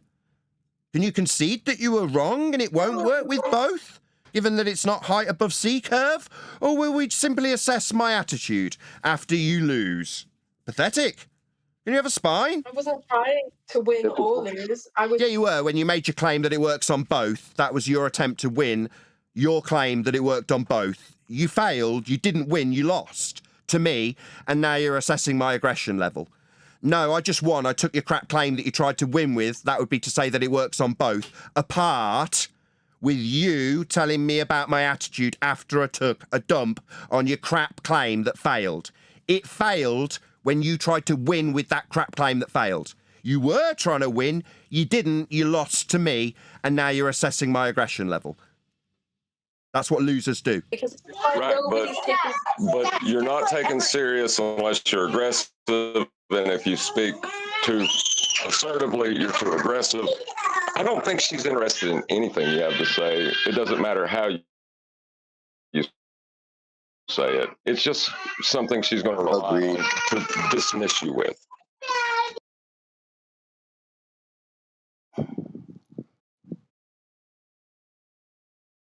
And that's sad that I heard that you have a kid. Holy fuck. Please don't swear. Start with the icon. Oh, holy Now, why frick, would you sorry. have to swear? He's getting ready to attack my kids. Watching. No one's attacking your kids. Once you go for somebody's parenthood, get them out of here. Kind of weird. I was having a really good debate with another guy that was in here, and I actually understood what he was saying because he was being less aggressive. This is the issue with a I'm lot sure of you people are. in this chat. Was he pointing out that Earth is flat? No, he wasn't. Nathan, what theory do you subscribe to? I'm super curious. Why are people lying about it being a globe? I've always wondered this. Listen to this simpleton Noni. Why am I carrying people on lying about it being a Wait, I don't globe? remember asking you. Why are you talking? What's up, Nathan? What did you ask? Why are my people lying about it being a globe? No. Why? Like, what is the grand theory? Why is it that people are convinced it's a globe? What's the accomplishment that's being? That question's an appeal to motivation fallacy. Well, then why do you think it's happening? I'm just asking you your opinion. I don't care. You don't care. So No. most I mean, of the population I'm believes trying in to a answer globe, you. and I you mean, have maybe I can only have one word Completely to answer you with. irrelevant. Am I only Bring it allowed up. one word to answer your question?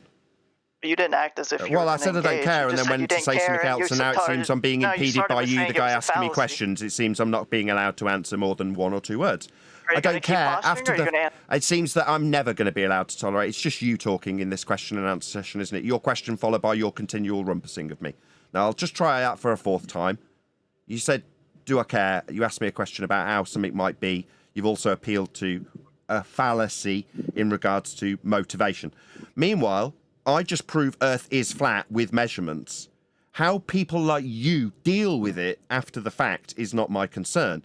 Often people go to all sorts of crazy notions about why would they lie? That sort of fallacious logic that people like you reason with. I don't appeal to such fallacious reasoning about motivational fallacies when I can show how it's measured. It's irrelevant. You can worry about that all you like, son. It doesn't bother me. It's fallacious. Hope that's clear. And I said, if you didn't notice, he was defend. It's like usually when people are muted, they'll defend. So, right.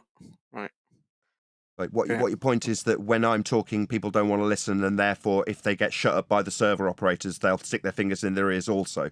So they won't tolerate anything other than them constantly interrupting me to the point where the server operators have got to mute them. And then they know that they're not succeeding in shutting me down with their rumpusing. That's fundamentalist zealot muting. Yeah? So they'll stick their fingers in their ears as well. Yeah, we know. These people are childish. If they can't chant through me, they'll put their fingers in their ears. Yeah, we know. Right. Then I think the same logic applies to you, Ethan. Right? I think the same logic applies to Who you. cares? I've and just the pointed server out that I prove moderators. Earth's flat with measurements, but you're going to now appeal to the logic of my demeanour or behaviour. I prove Earth's measured flat. Your No. response is to assess my behaviour, like the girl that just came in a minute ago. That's your standard now too, is it? I prove Earth's measured flat and you're going to assess me. Who cares? So you got my flat Earth measurements versus your pathetic psychological evaluation of me as an individual. How pathetic. You think you'd have some bloody that's globe pathetic, proof? Yeah. Yeah. Yeah, where's your globe proof? Everything you've tried to put to us so far has used a flat Earth, mate. I would really like to talk without getting interrupted, like just a moment ago. Oh, I'd like an acknowledgement of the flat Earth proof I give people. It's just very often I don't. It's a shame we don't often get what we want, is it? You know, people want to bleat and moan about how badly they're treated when they get offered their flat Earth proof from their own examples. People want to moan about their treatment. I know. Rather than offer a rebuttal. A person is going to whine if they can't have a proper debate, man. You see the issue here? You aren't letting me debate. Or sorry, not you, the server mods, which we all know is basically you. That was a fantastic piece of globe evidence. I'm really sorry I constantly interrupted that fine piece of globe evidence that you just presented to us in terms of your bleatings about how the server is operating. Wonderful. I'm glad you got uninterrupted air. Because I can't have a debate. Nathan, Maybe if you say it 16 more times, it'll be even better globe evidence. Meanwhile, Earth's measured flat. For latitude, it was on the grid that this gentleman offered us earlier with his little straw man false dichotomy about flight paths. We pointed out that the grid's measured on a flat Earth. That was our argument in debate. I mean, we could appeal to how the server's operating right now, couldn't we, and how I'm behaving and how aggressive I am, rather than address the flat Earth measurements that we present here, because that's easier when you lose. Isn't it, lads, on the globe side? And lasses on the globe side. Is it? Yeah, John. I would like to hear the other man talk, not you. Nathan? Is it acceptable to use false facts or fallacious logic in a debate? Is that what you call a debate? But it isn't fallacious. You're completely disregarding my claim and my just immediate question to you, all right? Which is why a flight from Sydney to Chile takes Stop him. less. Stop him. He hasn't listened. The grid was measured flat with Polaris for the latitude and longitude system. We've already addressed this, rinse and repeater.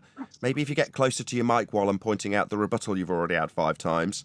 Maybe if you really chant through the top of me. Undoubtedly, a mod's had to step in because I've said, we've already had this. It's boring. Yeah? A minute ago, it's how you're being treated and what you're getting constantly fundy muted by me. No, we've had this claim already, haven't we? Now you need to repeat it like it hasn't been addressed. That's a tactic. We have addressed it. The grid on it was measured flat. You didn't respond to that. You started appealing to my aggression level. That's all you got. Grid flat, measured with Right, Polaris. so it was a debate. There was a debate. He lost. Right. It's just his claim was against the position he was putting forward. That is an immediate fail in a debate. And because you're immediately failing in the debate, you're saying there's not a debate. Well, I guess you could think of it that way. I guess, if you want to believe that, sure.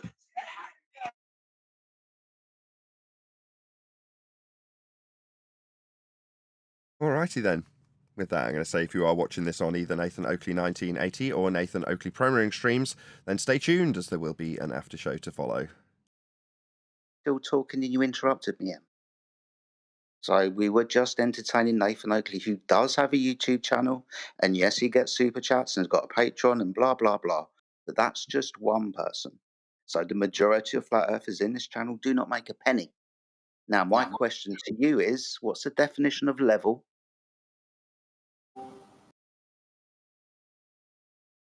I just got one thing for M real quick. You guys are always in here saying flat earthers are nothing but entertainment. Aren't you just simply paying for the entertainment that you seek? Well, I'm just using this as like a fucking. I'm cooking right now. I'm not even like trying to debate anyone. I'm just like using this for satisfaction. Right where you belong, in the kitchen. No, that's not awesome. not true. You tried to debate. Hold on, sorry guys, sorry. You did try to debate. You suggested that elevations work on globe and flat. Then I handed you your own arse by pointing out that elevations aren't off C curve. You did make an attempt. You just failed. You understand that? And Nathan wasn't even Where I was coming from with the money thing, it's a lot of popular old like YouTubers who claim to love flat Earth and believe in all of this. They all came out and said they were only doing it for money. That's fascinating. She doesn't comprehend how she was excuse me, everyone wrong. else. I'm just talking to this fine lady. Then everyone hopped up and I tried understand it. that's fascinating, and now I'm going to respond, hopefully without you yammering through me. Yeah, you made a claim, you just piped up again, saying, oh, I'm not even trying, I'm just cooking. No, you did. You piped up, tried to make a claim that they work in both scenarios. They don't. I pointed out how wrong you were. Now you're back on a different subject. It's like you can't focus. I'm trying to get you to have a spine and accept how wrong you were when you did pipe up and make an attempt. I wasn't trying to debate. Sorry, I don't care if I was wrong or right. I wasn't debating. You were. That's You not popular just in your own right. lost to me. Let's get that absolutely clear. You lost. I mean, if you only care Is about she like saying she's winning, just trying to? like he only really cares about winning. Like I don't really care. Yeah, To be that's what I honest, do you're for a not trying living. to. That's right. I earn money doing it. People like you, stupid people, come along, make stupid claims. I point out how wrong they are, and people pay me for it. That's right. Idiots like you keep my job alive. Because idiots like you come and make stupid claims that are wrong, and when they're being painfully corrected like now, they chant through the top of me. People love it. They're very entertained by people like you getting triggered, talking through the top of me because it's oh so painful to be pointed out how wrong you were and how stupid your claim was. You chanting through the top of me entertains people that I get paid by. You, in your stupidity, is what amuses my audience. And I want you to absolutely good for be you. understanding that what you're I doing make a now lot more amuses money than people. you. You being triggered about how wrong you were amuses my audience. You chanting right now, this chanting amuses my audience. Because it demonstrates to them how triggered you were about how wrong you were. You want to kind of step aside from you making any claims by saying, I'm not even trying, I'm just cooking. No, you were trying and failing. Failing because I showed how wrong you were and how spineless you are, current tense, because you can't concede to that fact that you were wrong when you tried to make them work in both scenarios. No, altitudes only work from a flat Earth. You made an assertion to the contrary and then were corrected. It's not about me just wanting to be right. I get paid to be right when I correct people who are wrong. That's you. You were wrong when you piped up with your stupid, idiotic claim. It was idiotic by demonstration when I corrected you about sea level for altitudes. You seemed to think otherwise until I corrected you. You could thank me, but you've got no spine. You can't even concede how wrong you were. Okay? Just to clear that up.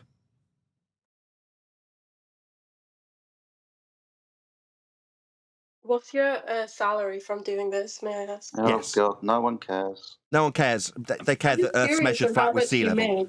They care that Earth's measured flat with sea level. The actual thing I put to you, spineless woman that couldn't respond to what I actually put to you. I put to you that Earth's measured flat with sea level. You respond about how I earn money. Yeah, you can't cope with the debate. But you just said you earn money from proving people wrong. I want to know how much you earn, because I can guarantee you. Mind your own business. I make double. Mind your own business. Yeah, mind your own business. Nobody's interested in this. It's a flat Earth debate. They care about the debate about flat Earth and how it's proven with sea level measurements for altitude. That's what people are tuning in for.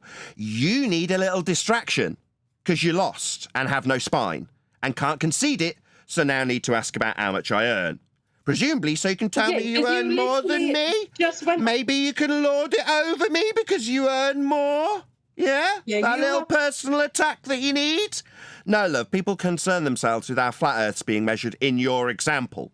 That's what my audience concern themselves with. And that's what they will pay me for when you are humiliated in stupidity, when you make your stupid claims. What's the definition of level? No, I'm just saying he has schizophrenia. There is something wrong with him. That's another personal attack. Why is she even allowed in the server? She's just made a medical claim against me. She's literally making medical aspersions against me. What scumbag? Why is she even allowed to be here? She just claimed I got a medical diagnosis. I agree. Palestine is flat. The terrorists are flat. God won. It's one way to get yourself removed from the discussion. Yeah, well, she just give a medical diagnosis. She give a medical diagnosis. That's a crime if she's not a doctor. Are you a doctor, ma'am?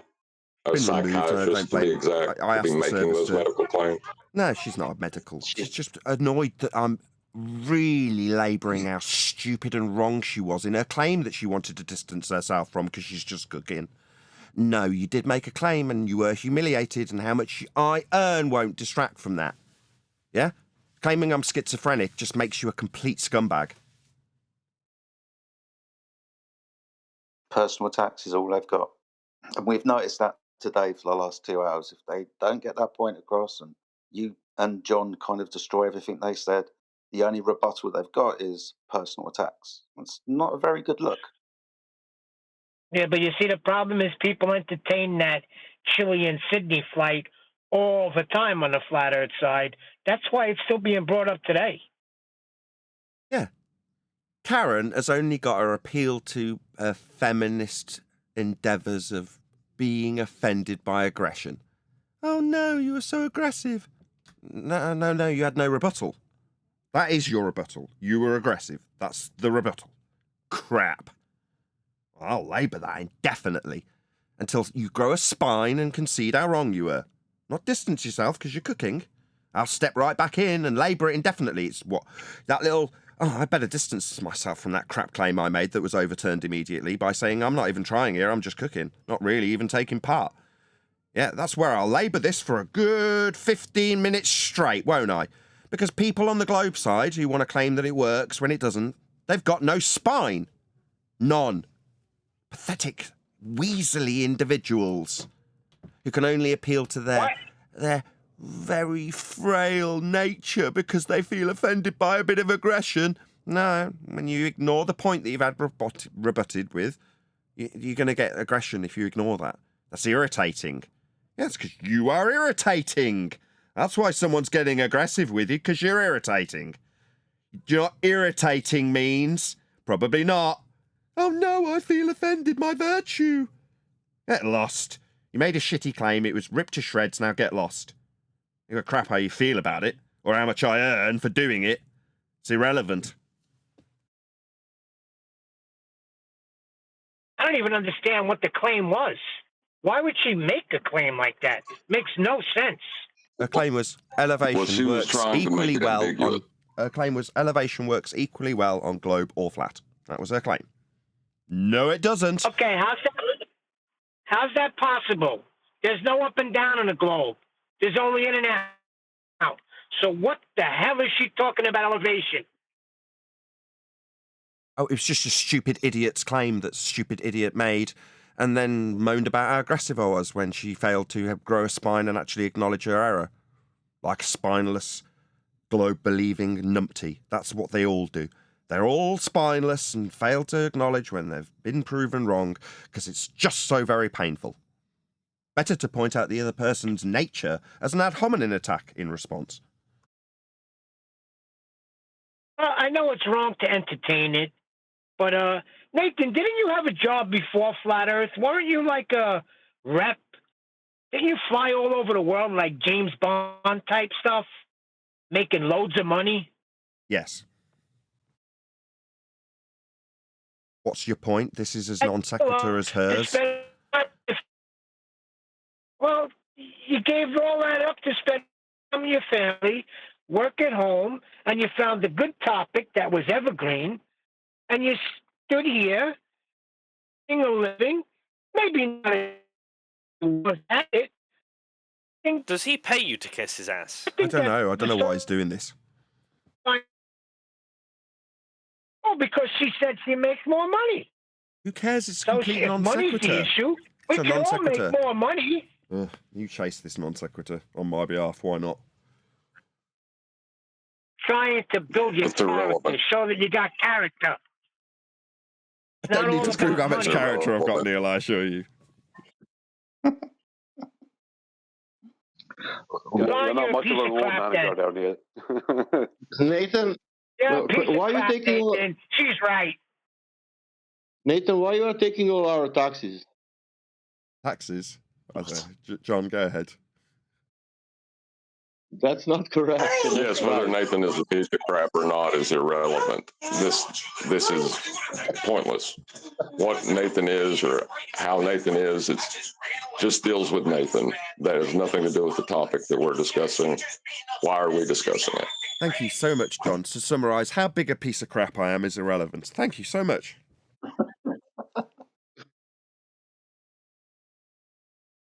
Right, we're going to say our thank yous to the politics Well, I don't server. think you're a piece of crap, but that's irrelevant to the topic. It's non sequitur, just flat out.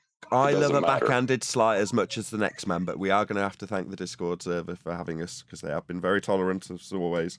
My favourite part, as it always happens at least once when we visit, is when someone accuses me of muting them. And when it was like, no, I'm not doing that. It's definitely the biased server. No, it's not. He just rumpusing me in pain. And the server operators want to hear what the opponent's saying, in this case, me. You want to shut it down with fundamentalist religious zealot mute button that's chanting constantly through a reply. And then moan that I'm muting you. No, in a reasonable server, they don't allow that pain that you need to project out into the Discord vibe so no one can hear anything. No, that's not allowed in a neutral server. That's what this actually is. But you can appeal to it when you've got no rebuttal, can't you? They do it at least once every time. Thank you for having us. You've been a fantastic server as always to the politics server. We will toddle along to our own server. If anyone wants to follow us, we'll be in Flat Earth Debate Discord server. But hopefully next week on Friday, I'm away tomorrow at the job centre. Yes, I don't sir. have enough money. Today's Friday? Always a pleasure. No, today's Thursday, Let's but go. I'm doing things tomorrow. Yeah, thank you for having us, as always. Absolutely, mate. Always a Shout out pleasure. to Nathan Oakley. Let's go. Right, we're going to toddle along to our own server. You guys still going to hang around? Did I even say hello to you, by the way, Brian? Hey, Nathan. Hey, boy. Hello. Very rude of me. No, you didn't say hello. You never say hello when Brian comes in. I've been noticing that. But when John comes in, it's, hi, John. If you say so. All right, we get the special boy fallacy right out the gate.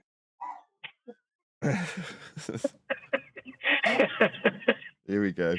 I love it. John is not the problem, Neil. It's the person who's putting him on a pedestal that's the problem. Oh, Yeah, that guy. Neil. That would be Sir Nathan Oakley. No, Sir Nathan Oakley. I'm not bloody Knight. Sir Nathan.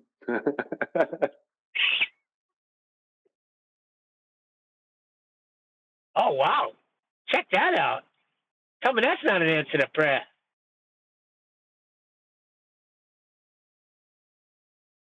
We don't know what you're talking about, Neil. Well, I'm pulling my hair out because I'm behind on everything, and there's no way I know I'm going to make $500 today.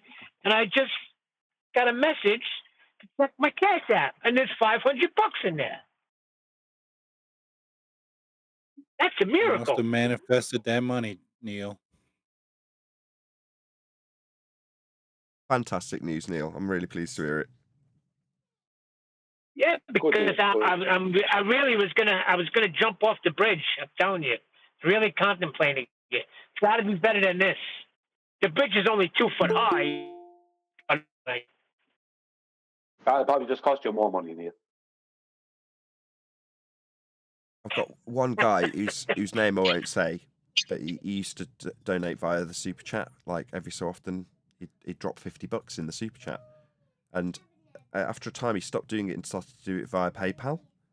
But he'll do it every single month manually, so he has to literally go into his own PayPal and send me $50. And it's one of those that it's obviously not like a Patreon payment where it's consistent, right? It's just sporadically you'll get this payment from this one consistent contributor who's been sending me $50 pretty much every month for about the last 3 years. And every time I get it, it's just always at the same about. You get that text from Barclays that says, "You are overdrawn. We are going to start shafting you royally with this horrendous interest rate." You get that text and you go, "Oh no!" And then you get $50, and it'd be like, it probably doesn't clear it, but you know what I mean. You get in that chunk of money that you kind of you're not familiar with enough that it's regular and on a certain date, so you know you'll get it. But it's like it comes at just the right time every month. He knows who he is. He'll probably be listening to this going, "I know who I am. I'm that guy." That's good. I guess my brother heard me. It came from my brother. He must have heard me moaning because he's been watching the shows. Because he's been in New York. I haven't even spoke to him. But I know I was moaning on one of the shows to you. Oh, isn't that so sweet? It's not coming from the flat earth community, so don't get your panties in a knot. Well, actually, it is the flat earth community. My brother's part of it. But yeah, it comes at the right time, Nathan. Absolutely. Well, I'm glad I had you, Neil. I'm glad that you're actually going to get out of that little hole, because it doesn't have to be much money. It just has to be enough for you that you don't have it. Do you know what I mean? It could just be $100, but it's $100 you don't have. Right, and what they do, here's what drives me crazy. Here's what drives me nuts. They'll say you're late on this, and what they'll do is, like they shut my phone off today, and they try to charge you $20 a line to turn it back on. Like, if I'm late, how are you going to make it any better by penalizing me? Reminds me of a joke. Yeah, I mean, yeah. Guy walks into a doctor's surgery with a steering wheel down his trousers. The doctor says, "What's going on there?" And the guy goes, "I don't know, but it's driving me nuts."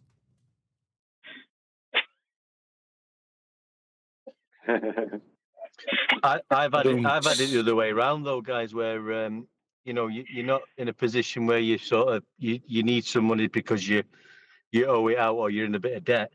I've had it where some money's come my way and I thought, wow, yeah, I've got a little bit of money's come my way, and then something bad happens, so I have to use the money then for something that's bad happened to me recently. Got some money, and I thought, oh yeah, I could have done with that, and then we had a bad storm where I live, and my roof was damaged, and I had to spend it on roof repairs. But damn, yeah. So it was like a preemptive money strike, right? You're gonna get this money, but you're gonna need it for this emergency. Exactly.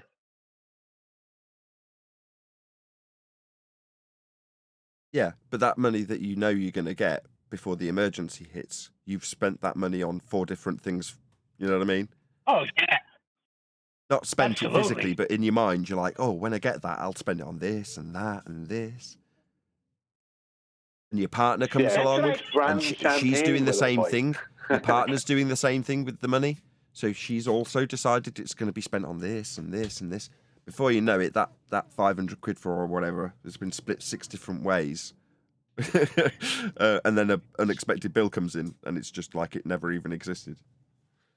Well, that's what I told this guy I worked for. He used to pay $300 a day. Now, whether I go in or not, I get $300 a day. And one day it was a 2-hour job, and a couple other things got put off, so that's all we worked is 2 hours. And he went to pay me for like partial day. I said, "Are you out of your mind?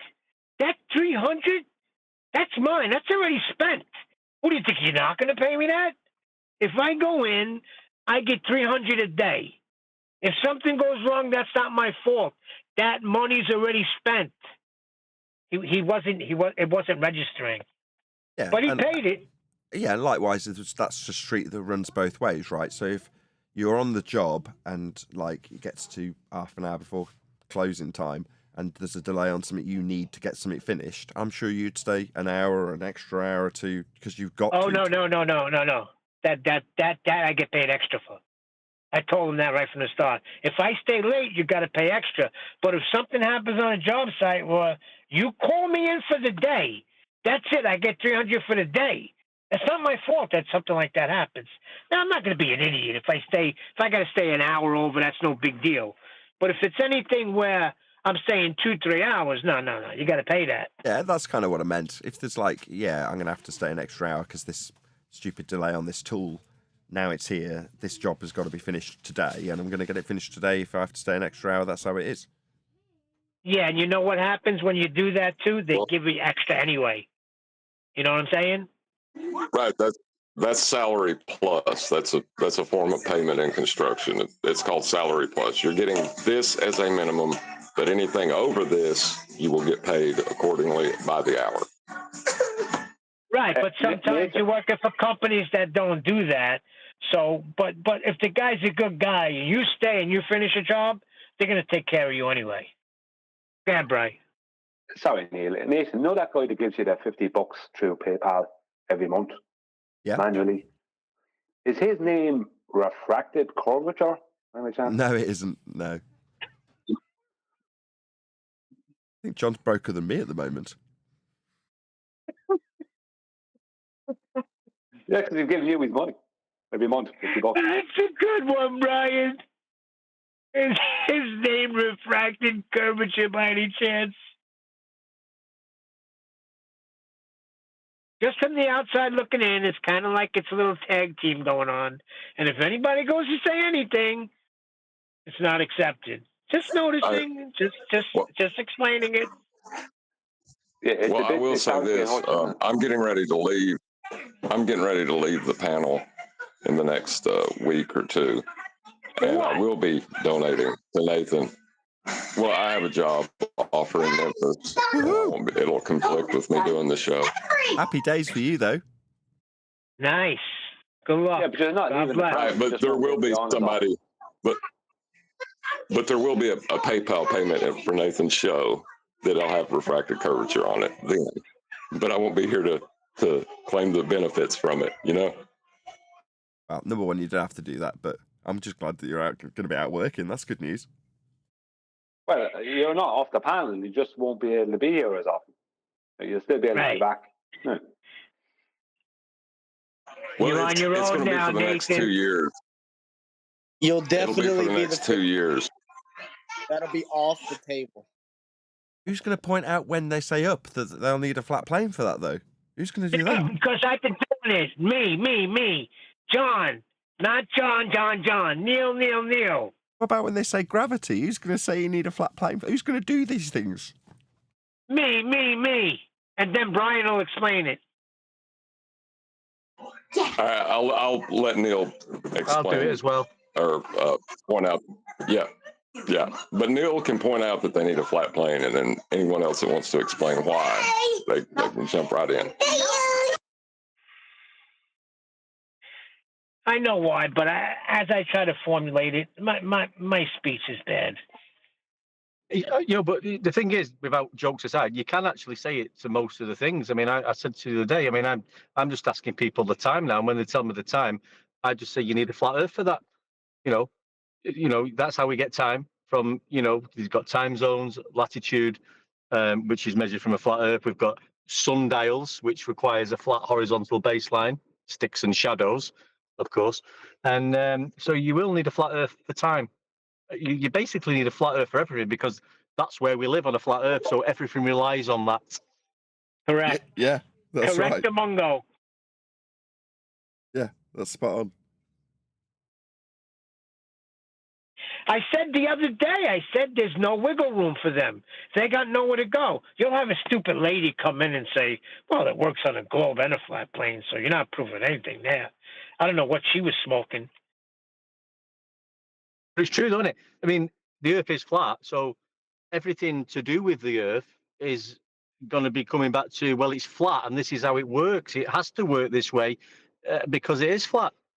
There's no other way it can work. Exactly. Yeah, the fact that you can summarize it in that way, one deck, is the reason the other day you were like, I'm pretty chill with this now.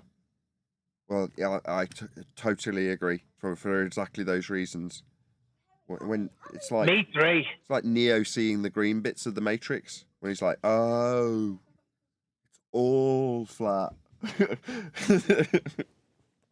But yeah, Nathan, but on the same thing, like we were saying, yeah, I feel a lot more peaceful and chilled with it, because it's, even though, I'm not saying I know everything about it, but I'm quite confident in certain areas of it and speaking about it. But on the other hand, when you listen to the Globers now, they're turning into these, not that they, was reasonable anyway, but they've gone even worse because of that fact. They started eating their mics. You noticed? Yeah. They do this when they get really exasperated. They start eating their mics.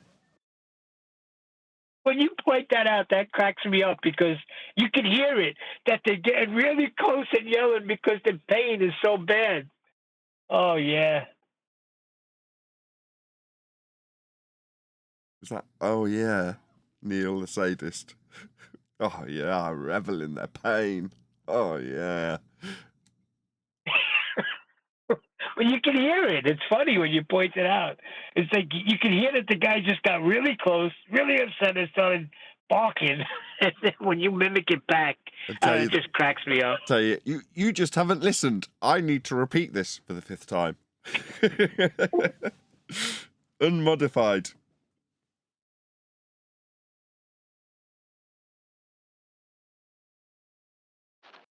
See, that thing he was bringing up, they just want you to address a time, right, given by whoever, the airline or whatever. They don't want to address anything to do with any other part of it. They don't want to deal with how the distances will be over a flat plane. They don't want to deal with miles or straight line distances. They certainly don't want to be dealing with run lines, and they're coming nowhere near the lift effect. Do you know what I mean? Or if a pilot is, they just want to talk about this stupid flight between Sydney and Santiago. And there's loads of mitigating factors involved in that. And in fairness to the Globebusters, Witches and all them, and Jern and them, they have kind of pulled it apart, along with Eddie Banjo. They have pulled it apart. They got a lot of information about the flight and the plane. Like, for instance, the plane that flies those flights between Australia and South America, the planes that do that, they are being modified for extra long flight. Yet those flights aren't meant to be the longest flight in the world. There's another flight that's north of the equator that's meant to be the longest flight in the world, right? And those flights are long, but not the longest flight. Yet the planes they use are modified, and those particular planes are built for extra long flights also. It's like, so why are you using these planes to fly what should be shorter distances? How come these planes aren't being used for the claimed longest flights? Because the claimed longest ones aren't the longest ones. And they're using the trade winds and different things like that. But the whole point is that they just want you to go I don't know how that happens, and then shout glow. Do you know what I mean? That's all they want. It's really bad, really pathetic. Yeah, but Brian, when you but how are the flight plans? Like, how did they get them though? Like, how did they get the distances and all of that? Right? Can't be getting it off a globe. How would they get it? Yeah, but even when Brian's talking about these flights, I mean, are you talking about the aeroplane flying at an altitude above a horizontal level reference plane, Brian? Yeah. Oh, well, there you go. You need a flat Earth for that, mate. The only thing they have is a claim of time, but they don't want to hear about mitigating factors. If someone wants to have the argument of time with them and how a plane gets from A to B from Sydney to Santiago in that time, right? Like there's flights to go, I think it's Sydney to Buenos Aires, and it only flies one way, or something like that. Or you know what I mean? The flight one way is way shorter than the other way. You know, this kind of thing has not, and it doesn't fit a globe. You know, but they only want to talk about the one-way flight from Sydney to Buenos Aires or Sydney to Santiago, whichever one. Do you know what I mean? There's like these flights, or they'll take a completely different route going back the way.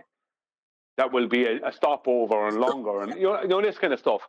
Also, the planes, some of the planes, and this came from Ruhif, that the plane flying to Santiago from Sydney has a stopover point for refueling and stuff. It's like, you know what I mean? It's just,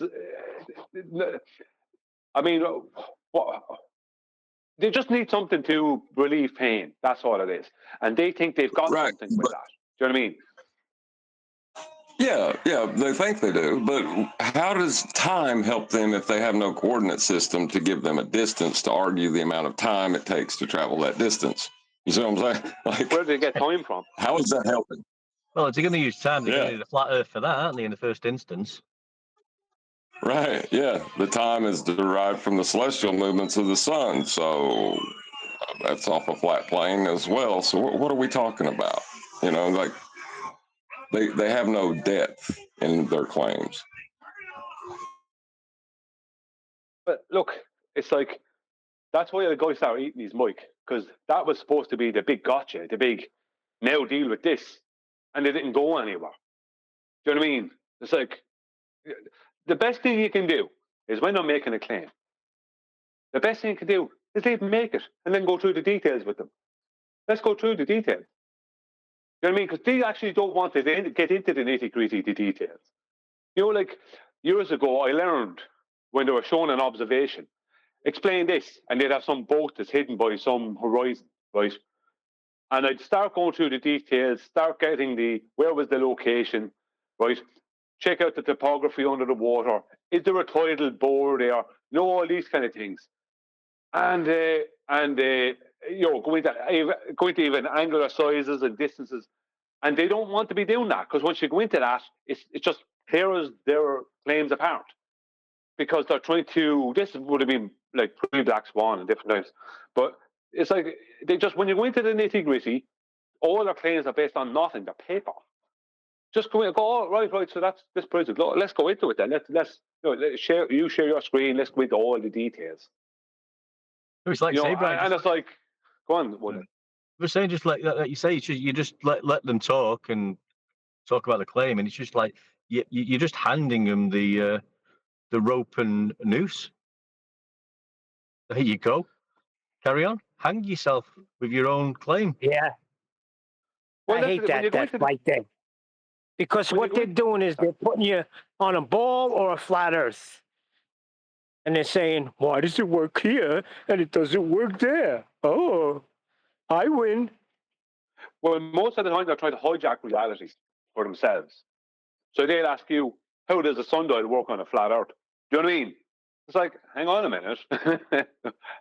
How did you suddenly have it working on a globe? You know what I mean? Where is this coming from? You know what I mean? It's like a sundial on a globe. Do you know what I mean? It's like, so where are we going? Oh, we're going back to where? Are we in? Where are you going to go? Where are they going to go? Eventually, you get into the nitty-gritty, they're going back to almost parallel light rays. Okay, where does that claim originate? We go into the nitty-gritty, Eratosthenes. And what did he actually do? And what did he actually claim? Right? And you can go right back to where they have nothing. You could even bring in Bad Moon Shadow at that point. You know, and completely annihilate them. But it's not their fault, Brian, because we're all indoctrinated into this fact, right, that you learned in school that you live on a globe. So they're going right from that premise that they're on a globe. So it's pretty shocking to them. It's in this arena, Neil. It isn't this arena, because if you've been in this arena anyway, like the time, especially if you're hanging around Discord, you're being presented with all kinds of stuff all the time in Discord. You know what I mean?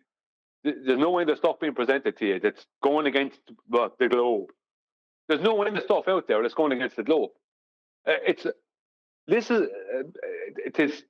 no excuse if you're a glober on Discord or you're a glober on this arena for any couple of years. No, what I'm saying is when they're coming in with that, I'm assuming that they're new. Because really, we're still talking about Lite paths. Don't assume that they're new. 2024. Don't assume that they're new, but don't assume that they've been around a while either. Just leave them. If they've been around a while, you'll know by the way they're making their claim. You know by the tactics they're using. They won't be using words like when you ask them, and what force is it you're referring to? Do you know what I mean? You're like they're going to like they're not the newbie will go gravity. The person who's been there a while just say, well, you know, just forces. You know what I mean? They don't want to say gravity. You know, things like that. That's little telltale signs as to how you know whether or not someone is new or someone is here a while. Yeah, but Brian, we don't even need to speak about gravity. It's irrelevant in the measurement of Earth. It's absolutely irrelevant. And the only my point being is that my point being is that a newbie will try and claim gravity via the term within their claim in some way. If you ask them what force they're referring to, if you even have to ask that, someone who totally new will just say gravity. Right? Someone who's here a while would say, well, it's a force. What force? Gravity. That means they're still kind of a newbie. They're not brand new, but they're still kind of a newbie. Someone who's here a while, who's claiming gravity within their claim, when you ask them what force, they'll try and recategorize it for you. You know what I mean? It's like they won't say gravity because they know that they're stuck and held to the claim then. But that's my point. Yeah, no, I understand, Brian. I totally agree. I love everything you do. But what I'm saying is, when you get to this level, pardon the pun now, down to the bare bones of it's just coming down to a measurement, I don't want to talk about any apparent forces or pressure or anything like that. We know the ground we stand on is measured flat. Yeah, that's as simple as that. If that's what we're talking about, the shape of the Earth, well, it's measured flat. I must say one thing. One deck, you sound beautiful, and your icon looks so perfect here in G+. Well, you sound beautiful as well, mate. I understand that one deck, but if you're going to be in this arena, you're going to run into gravity, so you have to know about it. It's kind of that simple. Do you know what I mean? It's not that what you're saying concerning the measurements of Earth and Earth being flat. No problem there, but it's just you're going to run into gravity and other topics. That's going to happen if you're in this arena. You know what I mean? I know what you mean, and I have run into it, and I do run into it. But I think where we are now is there's no need. I mean, I can honestly see at some point they're going to be explaining gravity, and they're going to have to be explaining the flat Earth somehow, because everything else that's happened along the way, all their claims from the past of a globe Earth have all turned into flat Earth measurements. How so? How does pseudo-Ramonian force space, how does that turn into a flat plane? Tell me right now. Because it is an asymptotically flat universe. Yeah. What was that word again? Asymptotically flat universe. Yep.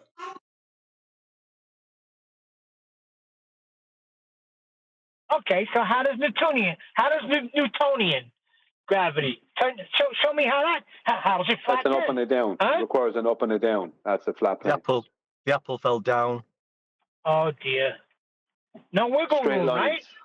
Down in a straight line. So no wiggle room, right? No, you can use it. You can argue it that way. You can argue it, pointing out that it requires a flat plane because it does. Look, anything they do. Right. This was my point many years ago.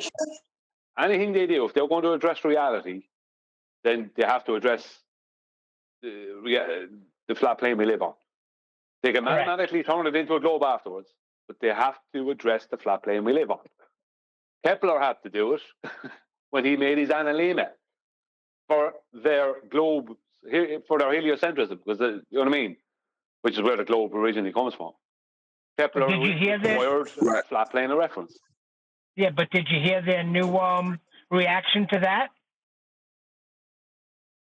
Go on. I don't believe you. I don't believe that. Well, I don't care what they believe. The person said it today to Nathan. I don't believe that. Yeah, but all they're going to say, what they're trying to, what they want you to do, they want to ask you the same question. No matter how many times you answer it and thoroughly answer it, for anyone else it's answered the first time, they want to ask you that same question again. So yeah, like there's one of the questions I'm often asked, right, in my comments is that how do you use a triangle without using without claiming a height, right? With celestial, if you're claiming they're using a triangle, if you're claiming celestial navigation use a triangle, I'm not. Elevation angles are right-angled triangles, and celestial navigation use elevation angles, and they even show right-angled triangles in their diagrams, right? But it's my claim all of a sudden. So I have to first deal with that part. It's like, I'm not making this claim. That's just how it's done, right? But then they want to ask you, how come you don't know the height of the star then? Or how come, so you're claiming this? So if I have a baseline of this length and a hypotenuse of this length, that means the star, because of the opposite, is this height. No, this is that, you know, this kind of stuff. You want to start that. Like, no matter how many times you point, like, I don't do it now, but I did for a long time. I'd go through the process just for the person, and I do it now and again as well now, just for someone new who's reading it. I just go through the process of how the triangle is actually used in celestial navigation.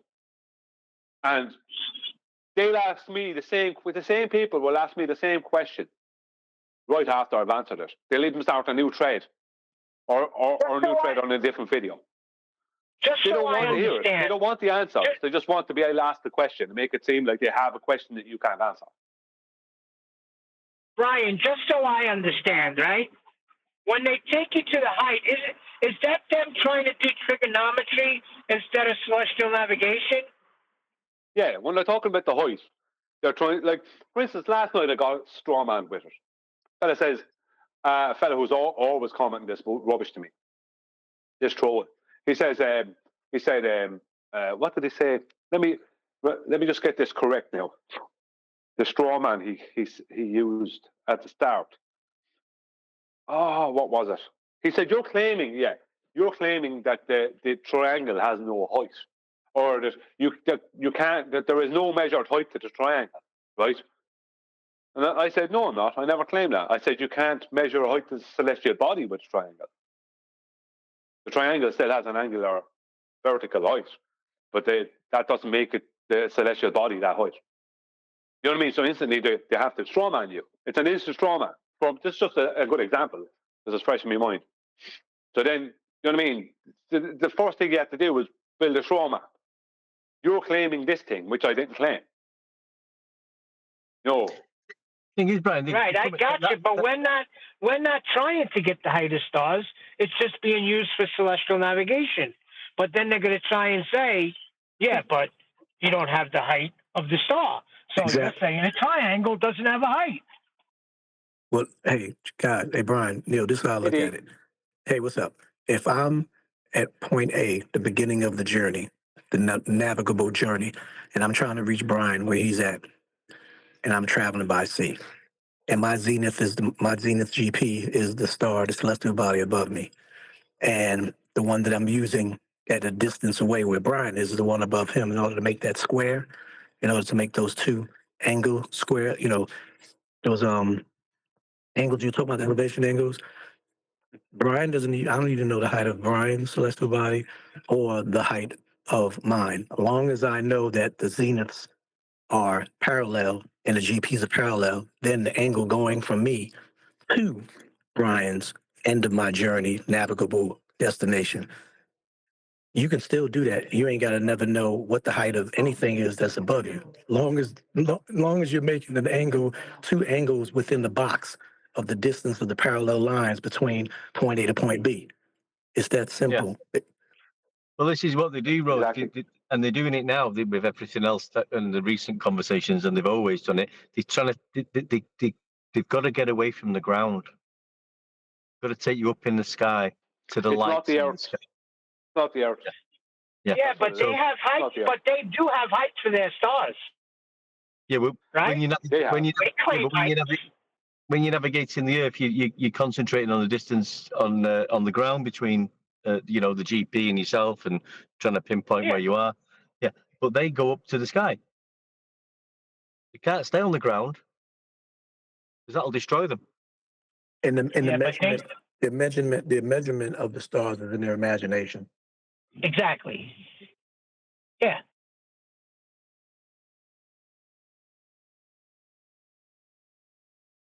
We don't claim heights. We don't need no stinking heights.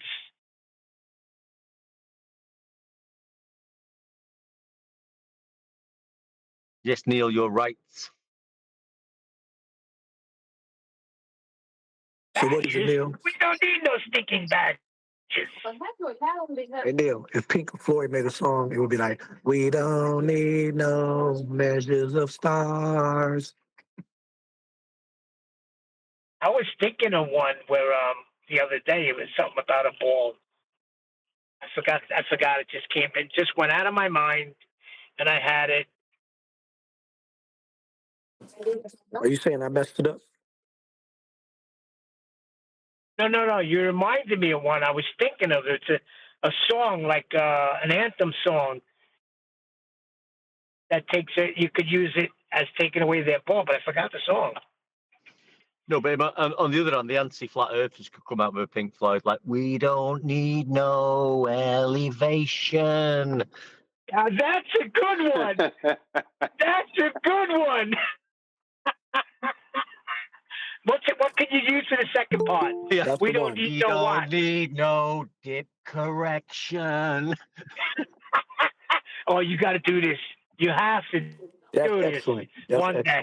Make it a song. Yeah, we don't need no flights to Buenos Aires. We don't need no flight control.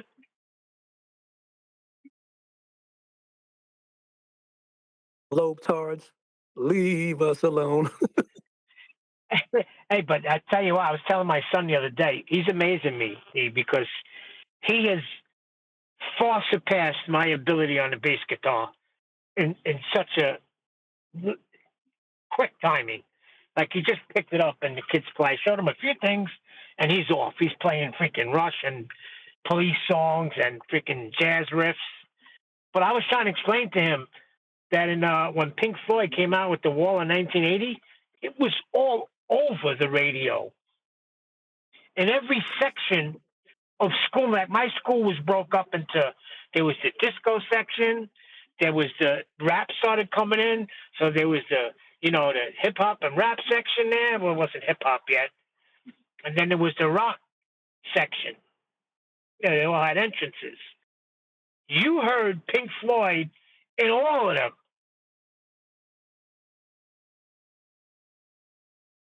All in all, it's just a angle measure, that's all. You know what that's about, right? That song, that whole album? Well, that song made me think about, it's like taking a jab at the education system and the system, the powers that be. It's all about Pink. There's only one person that's Pink, and that's the original lead singer, Syd Barrett, who freaking was in a hallucinogenic coma for years. He's the original lead singer. And that was what the whole riff was. Now, once they completed The Wall, that told the whole story of Syd Barrett, it was supposed to be an ending of Pink Floyd. But David Gilmour, the lead guitarist, continued on. And Roger Waters, the bass player, was in total disagreement. He wanted Pink Floyd ended at The Wall because it told the story. Okay, as honor, like an homage to. Right. Yeah. I went to see him live once at in Manchester. It was the old Manchester City football ground, Main Road, and Amazing, right? yeah, man, the displays they put on, they had like The pigs floating flying, animals. yeah, pigs flying over, all the lights Yep. shining. It was like it was amazing. So yeah, I've been to see him live. It was great. We used to go to the Hayden Planetarium to see freaking the Pink Floyd light show. Yeah, Pink Floyd. That's the Right. you go trip and go to the planetarium and listen to Pink Floyd and watch the light show. Very good. I'm going to round out. With that, another huge, massive, enormous thank you to both Discord and G+ panels for making today's after show possible, and of course a massive thank you to all of you in either Nathan Oakley 1980 or Nathan Oakley Premiering streams. Hopefully smashing the super chat, liking, commenting, sharing, subscribing, and all that good stuff. I've been Nathan Oakley, and I will see you all in the next video.